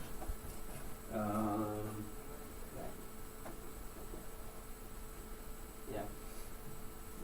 And yeah, you don't need a very big environment, so just drag it back because we're working on this. Yeah, Yeah. we don't need that. So now we see that, right? Yeah. So Thank you. let's welcome. NAT So- is the machine IP, right? NAT. NAT. NAT is network address translation. Its only purpose is to provide internet from public IP to the private IP. NAT means you need internet. Go ahead, have an internet. The purpose. But what in the background it does? One public IP. Public IPs are those which we get from payment, and ISPs normally give that. Suppose you ask for a DSL connection at home, you get a public IP with that DSL. Otherwise, you can't get an internet connection, right? So one public IP is given to you, but it keeps on changing. And if you want that to be static, you pay a little more, $10 more, I think. Okay, guys. So server manager. Once we click that server manager, everyone click that. Now we go for static IP. So let's go to local server because this is a local server we're gonna configure. Local server. Sorry. Yeah, server manager and local server. On server 1, we're still on server 1 and local server. Then we see Ethernet 0 on the right side like this. Do we all see Ethernet 0? Yeah. Okay, Ethernet 0. So click that Ethernet 0, this one, everyone there. So you will see this window, right? Right click properties. And yes, right click properties. So Ethernet 0, either you double click or right click and properties like this. Everyone there? TCP IP. Yes. Oh, okay, guys. Here a little slow down here. So right click and properties. Everyone there, right? Okay. So now we see a lot of services being given on the network card. We see that. Yeah. We will uncheck. we're gonna uncheck all of them. No. Except one, IP. Yeah. So IPv6 we're gonna uncheck this one, right? As you said. So IPv6 we're gonna uncheck. IPv6 is. I did it, but now I don't exactly remember. Mm-hmm. We don't use it. But you know, Oh, if yeah. it's already clicked, it doesn't make any difference. No, it does make a difference when you're trying to troubleshoot. So troubleshoot means server 1 is down. Suppose I will ask you go to server 2 and ping it. If v6 is enabled, it's gonna give v6 reading back. But we are not typing anything, any number in it, so it will not give any. We are not typing anything, yes. Yeah. But when we ping, it's gonna give us the long IPv6 address, which we will not be able to understand if we haven't gone through IPv6. What is IPv6? Yeah. If we will write the the numbers in IP4, TCP IP4, and we will give the number over there, and then we will ping. It will not give any long number. Yeah, it will still give. It will give. That is because of the experience, because of what we have been facing in all the courses. Okay. So especially, even if you keep it empty, Yeah. it's still gonna give the basic IPv6 number, which is loopback address. Okay. And this is also long. So that's why it's gonna be for us. We will not be able to troubleshoot properly, right? So IPv4 here. So select that. Make sure this is unchecked, and then double click or select this and click properties. Right? Select properties. Now obtain an IP address automatically. It is already configured to that or selected to that. We're gonna go for use the following IP address. This So one. we are going. They are giving a static IP address. So Yeah. yes, why? Because this is a server. Servers are critical assets in the network, right? Because hundreds of users will be connecting to that, to your guide. So One second. yeah, you were saying? I'm in previous, Are you in this one? yeah. Okay, so double click v4 or click in properties. Yeah. Okay, here use the following IP address, and do we know what IP address we're giving? 198. 2.1. 1. That's the server 1. And press tab, and it will auto complete the second line, which is subnet mask. Right? So subnet mask tell us how. Gateway is 200. 200, yeah. No. The gateway, yeah. So I was just talking about the previous one, the subnet mask. Subnet mask tells us how big is the network, right? So if we have this 0, and suppose if we have this, don't do this, right? If we have this, so there could be huge amount of clients that can be inside the network. 64, no, maybe more than 1 million Yes. Windows 8 machine, Windows 7 machines can be in this network. If we have 255, then it means we can have 64,000 client machines we can have. Huh? It should be lakhs. Thousands are in the C class.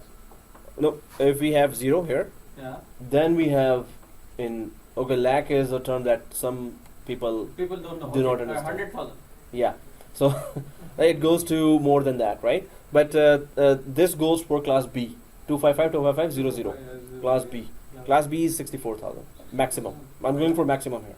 Oh, okay. So, and then 255, 255, 255, how many? It will be 254 machines only that can come. I'm just giving a brief. How did you get the 64,000? 255, 255 is a class B.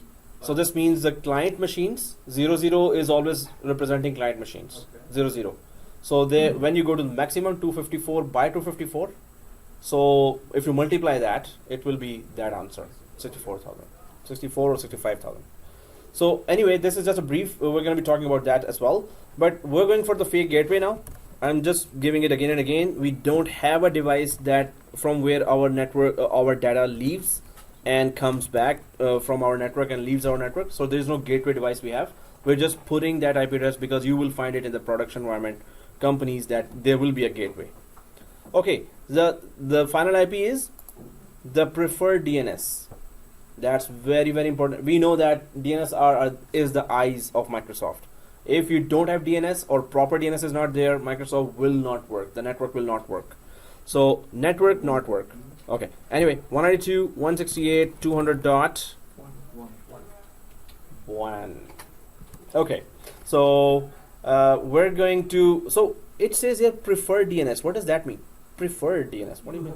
Another, if you have two servers, Mhm. and if you want to prefer any server to be first in Priority sequence or server. Exactly, exactly. Priority or as you said. Yeah.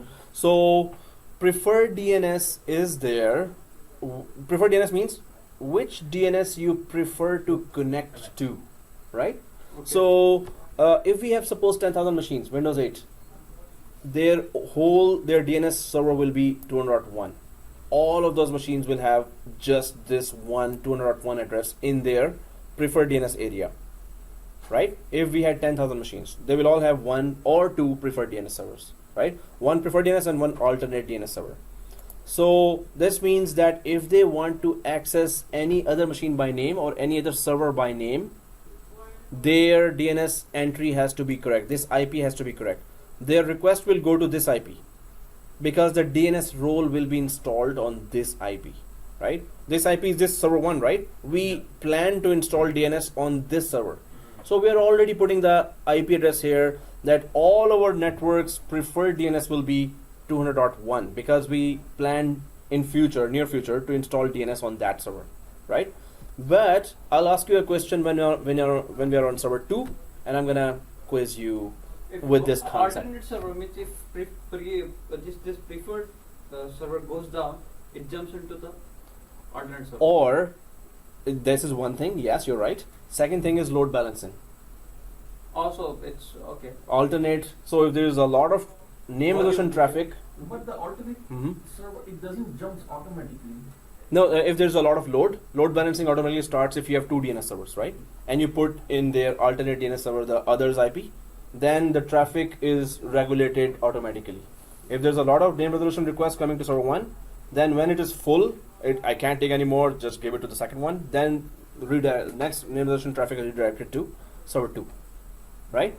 So, okay guys, right now we have just one DNS server, we do not have alternate. We're later going to have alternate as well, just to check how to install that, right? So if this IP is looking like that exactly for you as well. Yeah. Make sure it is not 169 or 193 or mistakes could happen, right? If any of the number is wrong, you're not going to be able to communicate with the other machine. So okay, press OK here. Yeah, we will not be able to ping, or after that any communication will not be happening as well, definitely. So press OK here and press OK again and close this Ethernet 0 window. Now the final thing here is that computer name. Computer name is still weird one, right? So we need to change the computer name, and it's going to ask us to restart after that. Whenever you change the computer name, you have to restart every time. So computer name, click that weird name here, click that. And did you see the change button here? Change. So click the change, and this is server 01. Excuse me, I'm lost somewhere. Oh, okay. So again, are you on this screen? I have recycled in, that's it, nothing else. Oh, So did you minimize can that? all leave it back. Yeah.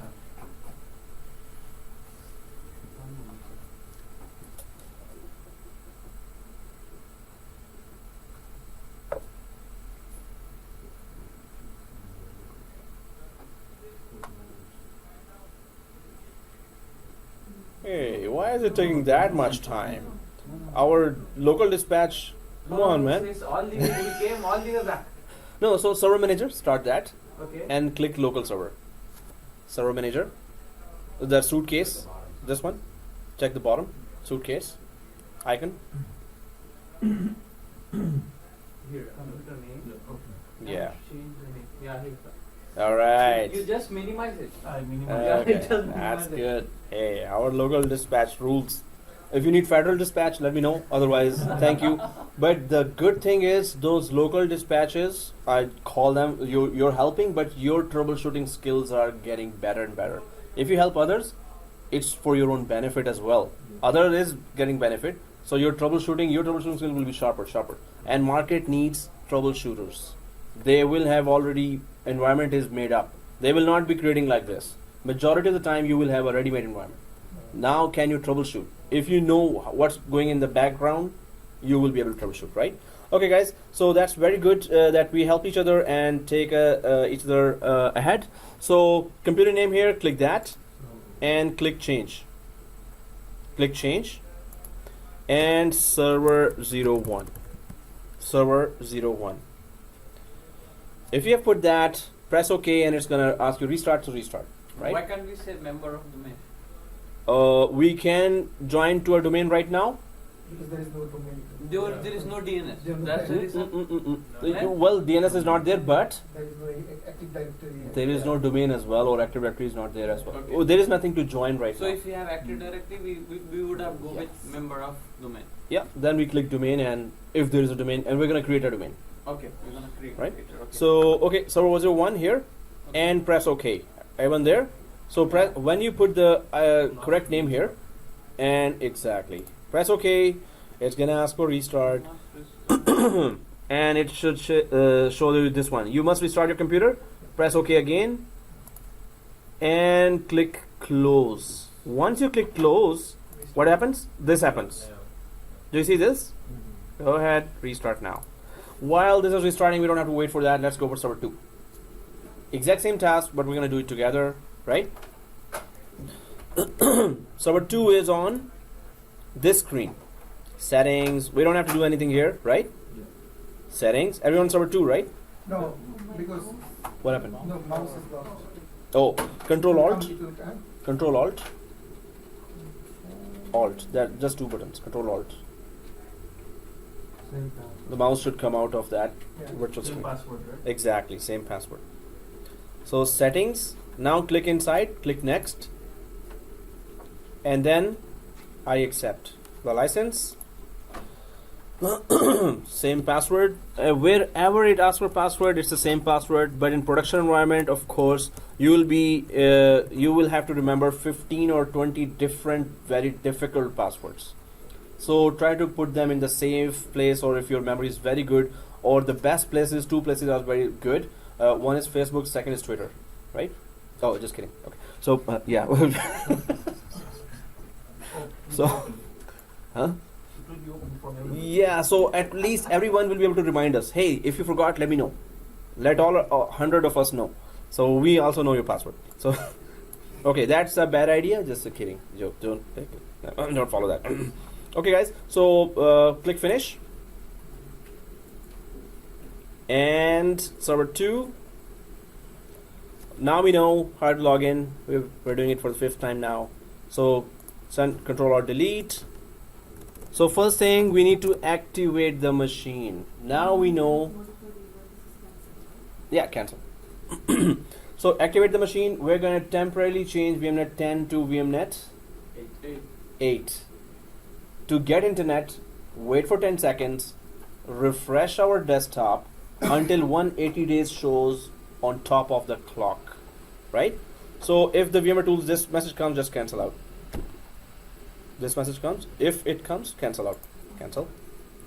Now, server 2, we're temporarily changing the network card from VMnet 10 to VMnet 8. So server 2, right click like this and go to settings. Server 2, right click, go to settings. Everyone there? Okay. Yeah. Server 2. And then, yeah, where? Network adapter, exactly. And custom. So network adapter, custom, VMnet 8. Right? Once that is done, press OK. Now we know the drill, I guess. But we have to be careful here. Press OK here. I've just temporarily changed it to VMnet 8, sorry. Now what do we do? Once we change it, where do I go? Just accept this. Yeah, first the blue bar, press yes. Second thing, wait 10 seconds, but minimize where to look. Minimize server manager, because we need to see it on top of the clock. So minimize server manager like this. Go down here to above the clock, 10 seconds, and we'll wait for our leader to count to 10. Oh, he didn't get it? The leader did not count to 10? Okay, so I'm actually stuck. okay. That's Oh, what happened? 7 6 4 3 2 0 1. Leader has problem. The leader has. Hey, come on. The leadership is in question now. Come on, really solve it right now. Oh, good teamwork. See, that's why those two are in the front seat. They're a good team. They're a And good team. refresh. And it is there. So 10 seconds are mainly passed. Right click and refresh. Right. So everyone sees 180 days. Yes. Uh-oh. Just right click on it. Right click and refresh. You got it? Perfect. Wow, this class is going smoother than any other class. Wow, everyone is getting 180 days. Otherwise, I have to go to one session. 181, Second. 182 days. 181 maybe, yeah. So, okay. So let's just, now if you see 180 days, what to do? Change it back to VMnet 10. So what happened here? Yeah, I'm there. Wow, man. That is good troubleshooting. That's a good team, man. Good team. Okay, guys. So right click server 2 and put it back to VMnet 10. We just temporarily wanted VMnet 8. And network adapter. Change it back to VMnet 10. Make sure it is VMnet 10, not 11 or 9. The first one looked like also VMnet 10. Exactly. Zero actually. Oh, Yeah, that looks like also yeah. the same. First one, exactly, guys. See this? VMnet 0. Yeah, that looks like 10 as well if you exactly quickly do that. That's good, good, good, good. Yeah, and some students had that. You're right. So press OK here, VMnet 10. Everyone did that? Yeah. Okay, press OK. Now the second and third thing are give static IP and then rename last. Give static IP. How do we give static IP? Again, we have to go to our best buddy server manager and its icon is on the left side. Go scroll to the left side and click the server manager. Everyone got the server manager? Yeah. Okay, and go to local server. Go to local server. And then do you see Ethernet 0? Ethernet 0, IPv4. I hope you're all there. So Yeah. click it, uncheck v6. So double click Ethernet 0 here. If you're on this window, double click that, right?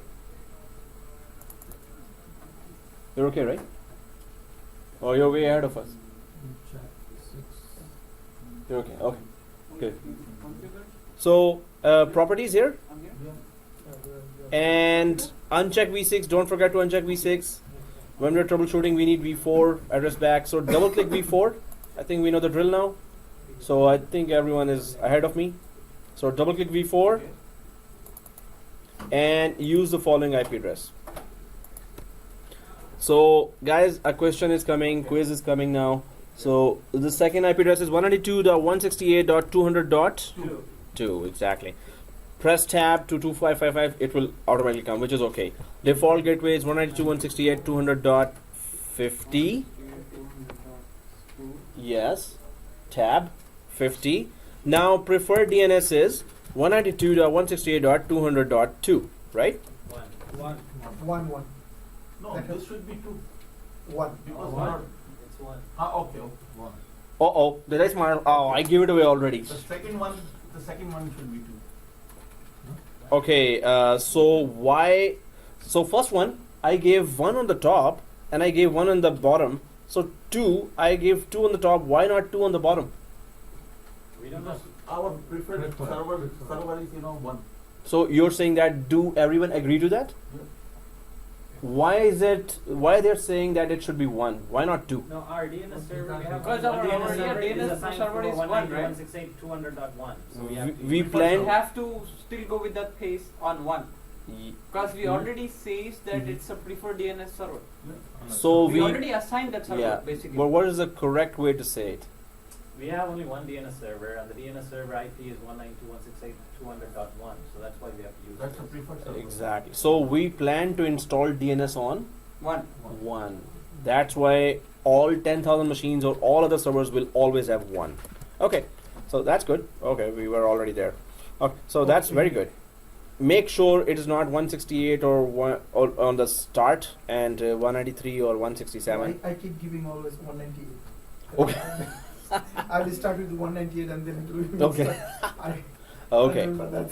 Oh, okay. So yeah, we're correcting that, right? So everyone, please check it out. If this is given, press OK. Is this given? It should exactly be looking like that. The 2 up there and 1 will always be here as the preferred DNS. Always 1, right? Press OK. Yeah, we're okay, right? What is the reason you gave gateway 50.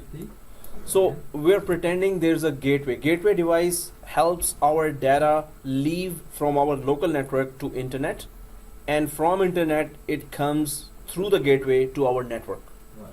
We don't have that in our private environment, but we're pretending, because in every production environment, in every company, you will have one gateway written there. So we're just putting it out of habit.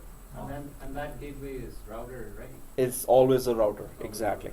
You're right. That gateway is always a router.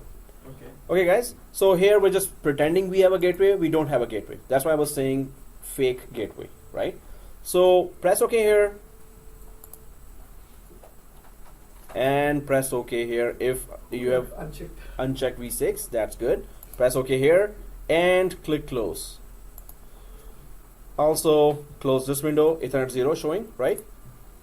And now the final thing is Change name. change name, exactly. So go for computer name here and click this name, weird name here. Everyone sees that? Yeah.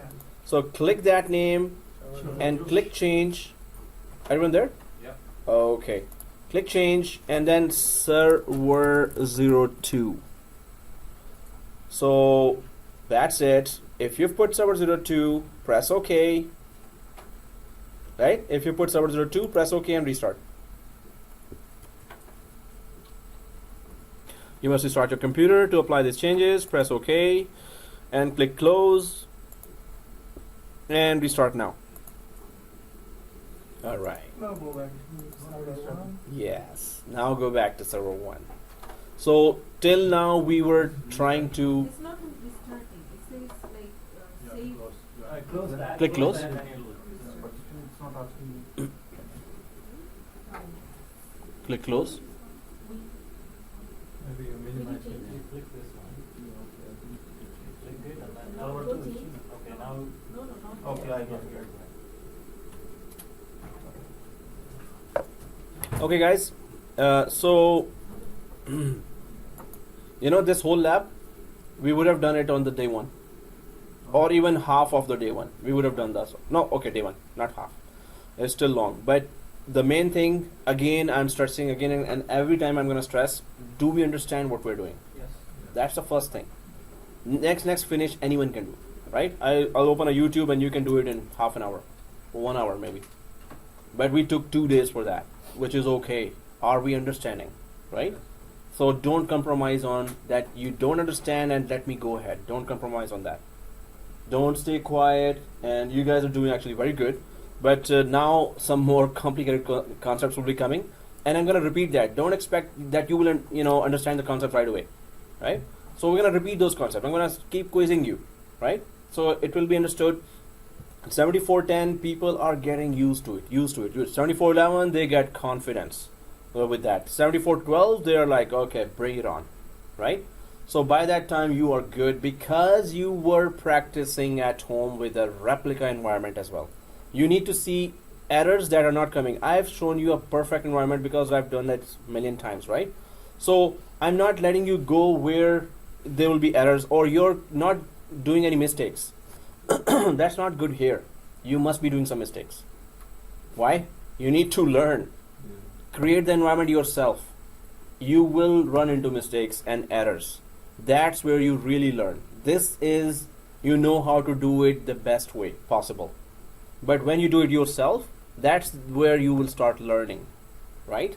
So you're still learning, but that's not all. When you do it yourself and you get a mistake and you resolve that, that's where the learning starts. So learning will start when you start resolving errors. So create that replica environment because this environment must be there as a second environment in whichever computer you have. So today I'm going to send you the download software link, and before the next class you must have a replica lab done till here, right? Is 10 minutes left. So these settings we understand, but when you're stuck, I'm going to create a WhatsApp group. Google group is already there. send me the error, send us the error, and let's resolve each other's problems as a team, right? So if you see a error there, jump on it, try to resolve yourself first and give the solution yourself first, because you'll be the first one to gain benefit from there. You'll be benefiting the first, then others will benefit, because you have gone through the Google and search and tried yourself. Oh yeah, this is the solution. Okay, so other classes have proved this again and again. As a team, they solved each other's problems and they gave even more solutions. So they all learned from that. So those teams really prospered. Many of them got the job, the older teams I'm talking about, right? So you're a full team, although you will have competition among yourself as well, but we're gonna work as a team. Cooperation and competition, both, but constructive competition only. So cooperation first. So now you're gonna create a replica environment at home or wherever. Here, come here, or create that. Don't compromise on that as well. It is for your career, right? I tried to come early Mhm. because do some practice, but it was locked. Okay. Oh, how early? We usually they usually open at I 9:30. came at 9:15. Oh, they were Oh, not. at 30, maybe you would have seen. But some guys inside that, Masanik sir would be come early. Yeah. He's the one who Yeah, come but- You early. but just- they are keeping yeah. the door closed. no, they normally keep the door closed. Oh, yeah. So yeah, some students here are in such a habit of coming early. Others know that, so they just call them, hey, I'm outside, can you open? So by 9, Mazarik and Brian, Yeah. They Masanik are sir both is here. Mostly in. by 9 they are 1 here. hour we will do Yeah, so grab their phone numbers and ask them while going, right? Okay. So replica environment you must create and get that habit there, that you have to repeat that. Now there are tough labs coming, guys, and so far you're good. I mean, no, I didn't have to go to your machine so much as in other There is courses. no problem on this part. Honestly. Yeah. Like, I know, when once we start, Oh. we start doing the Active Directory, then the Yeah. things comes. That's why I'm preparing. If you have a, Easy part, yeah. if this was the easy part. Now replica environment should be there. So when I install Active Directory and we explain everything, you will reinstall that Active Directory again and again. Maybe 2 times you should do that. Maybe 1 time. Okay, guys. One more thing here that we need to understand, and is very important, that will save our time a lot, is to take a snapshot. What is a snapshot? Take a screenshot. That's it. Screenshot is different. Snapshot is different. Copy So- of what we are doing. Copy of what we are doing. So time, it's a backup, Oh, yes. point in time backup, Yeah, we call it, in right? case if we have to. Yeah, so configuration. Yeah. It is also a feature in Windows. We call it snapshot. Whatever you have created till now, it will take a backup of that. It's not exactly backup, but it will take a frozen snapshot of that. Whenever you want to go back to that configuration, you can go back anytime, right? And this is the perfect way, time to get a snapshot. It was in Windows, what is called? In Windows 8, if you want to go back to a older configuration, there was a feature here. Restore points, Previous. exactly. But in 2010 also, We have that, exactly, restore points. So, okay guys, so here, this is the VMware Workstation feature, and you will see the same snapshot feature in E6i as well, which is used in the big companies, right? So, right click the server 1 here. We're taking a snapshot of server 1, then we're going to take the snapshot of server 2. So, server 1 snapshot, right click here, and do you see the snapshot option like this? We all see that, right? So let's click take snapshot, and let's be careful here. Wait for me. So if you click take snapshot, this window opens, right? This is snapshot 1, which is okay. Now snapshot, the rule is put as much information about the local current configuration as you can. Why? When we come back to this snapshot, suppose we messed up in the Active Directory, we come back to the snapshot, we will know what we don't need to do. Right? So it is activated and renamed and IP given. Now we know these 3 tasks I don't have to do. I have to go ahead from here, right? So activated, renamed, and you can select this and Control C. I think it right clicks as well. Copy, because the second is also on the same level. So when we are creating a snapshot of the second server 2 snapshot 1, so it's going to be the same information there as well. So we are taking this snapshot of the specific only server 1 virtual machine, right? So it is snapshot 1 of server 1, right? So we're gonna, at another time when we have installed fully Active Directory, we have configured it properly, we're gonna take a second snapshot as well, right? About snapshots, VMware administrators in production environment, they don't like that. Why? Snapshots take a lot of space. If there are maybe 200 or 2000 machines, every machine has a snapshot as well, it's going to take a lot of space and overall space will be less, right? But anyway, snapshot is very useful for us. So copy this first and click take snapshot. Click take snapshot. Now it is taking a snapshot of that, and in my case I don't have enough space, seriously. Okay, ignore that. But you're not getting this error, right? It's okay. So go for the second, server 2 here. Right click server 2, snapshot as well. Click take snapshot of server 2. Control V. Exactly. Control V. This is the snapshot 1 of server 2. Right? So click Control V, Control button and V button, or right click and paste. Exactly. And take snapshot of that as well. Everyone did that? Yes. Okay. So, okay, ignore what you see here. Okay, guys, so now we're good. Now properly shut down the machine. So right click and power and shut down. So today expect that software download link, Windows 2012 R2 and Windows 8.1. And also, I think you have VMware Workstation. Yeah. You can go to vmware.com. I downloaded 12 Pro. Perfect. I make that Perfect. in the website, but I was trying to figure it out which software I need to download. 12.0. 12. 12.0? Yeah, 12.0. Because I made that ID on. Mm-hmm. Yeah, so everyone has made an ID on vmware.com. So please do that. In future, it's going to be very beneficial for you because this is an authorized academy of VMware as well, and you will be going for the VMware course. At that time, it will be more useful for you. To create. Yeah, vmware.com account, please create that. And then inside, when you go inside, or just Google it. Google download VMware Workstation 12. It's gonna take you to that site. Anyway, if you have an account already, you will log in there. Otherwise, you will have to create an account when you are about to download, right? So what I'm sending you is Windows 2012 ISO file, Windows 8.1 ISO file, and vmware.com. You go there and install VMware Workstation software 12. You will teach us how to create the ISO file. How to create an ISO file? Well, yeah, it's very easy. Sure. If it's an exe file, we can convert it into an ISO file. Yeah, any ISO file you can. There's an ISO converter actually. I googled it once and it was how to convert exe to ISO. Piece of cake. So that's good. Okay, guys. So right click and shut down. And okay, I'm not giving assignment now, but once you get an assignment, take it as a challenge. Let's see who finishes it first, right? So right now, well, you can say that this is an assignment. Please create that replica environment till here at home or wherever you want. You can come here and create that replica environment. So how do you create a replica environment at home? You need to create a template machine. If you're creating here, use this same template machine, but better you recreate the template machine yourself to know, and if you see any errors, learn those errors, right? Learn from those, troubleshoot those errors, and you should be a good Googler. What is a Googler? Googler is you search for your errors ASAP.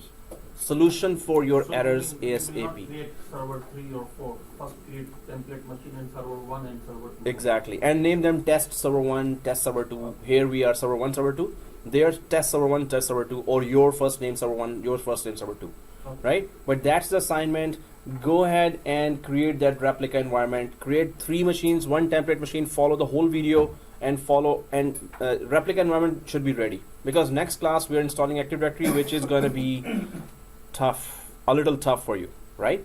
So, but I'm going to make it as easy as possible, as simple as possible, right? So, okay guys, wait for this video and wait for those, and please follow up. Please do follow up. I have other classes as well.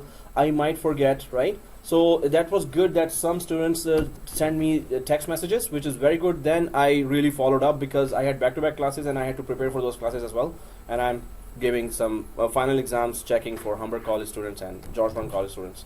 So so please follow up as well. and I'm going to try to put all the, give you all the software as I remember and possible. So please create that environment, and if there's a problem, let me know. So first you have to install Vmware Workstation wherever you're starting. Second, you have to mount the ISO Windows 2012 to that workstation and create the template machine. Template machine stuff is done. Then right click and clone 1, right click and clone 2. Follow the video exactly, right? Follow the video and make your notes. Your notes will be getting you the job, or before the job, that will be your main refresher, right? Okay guys, so starting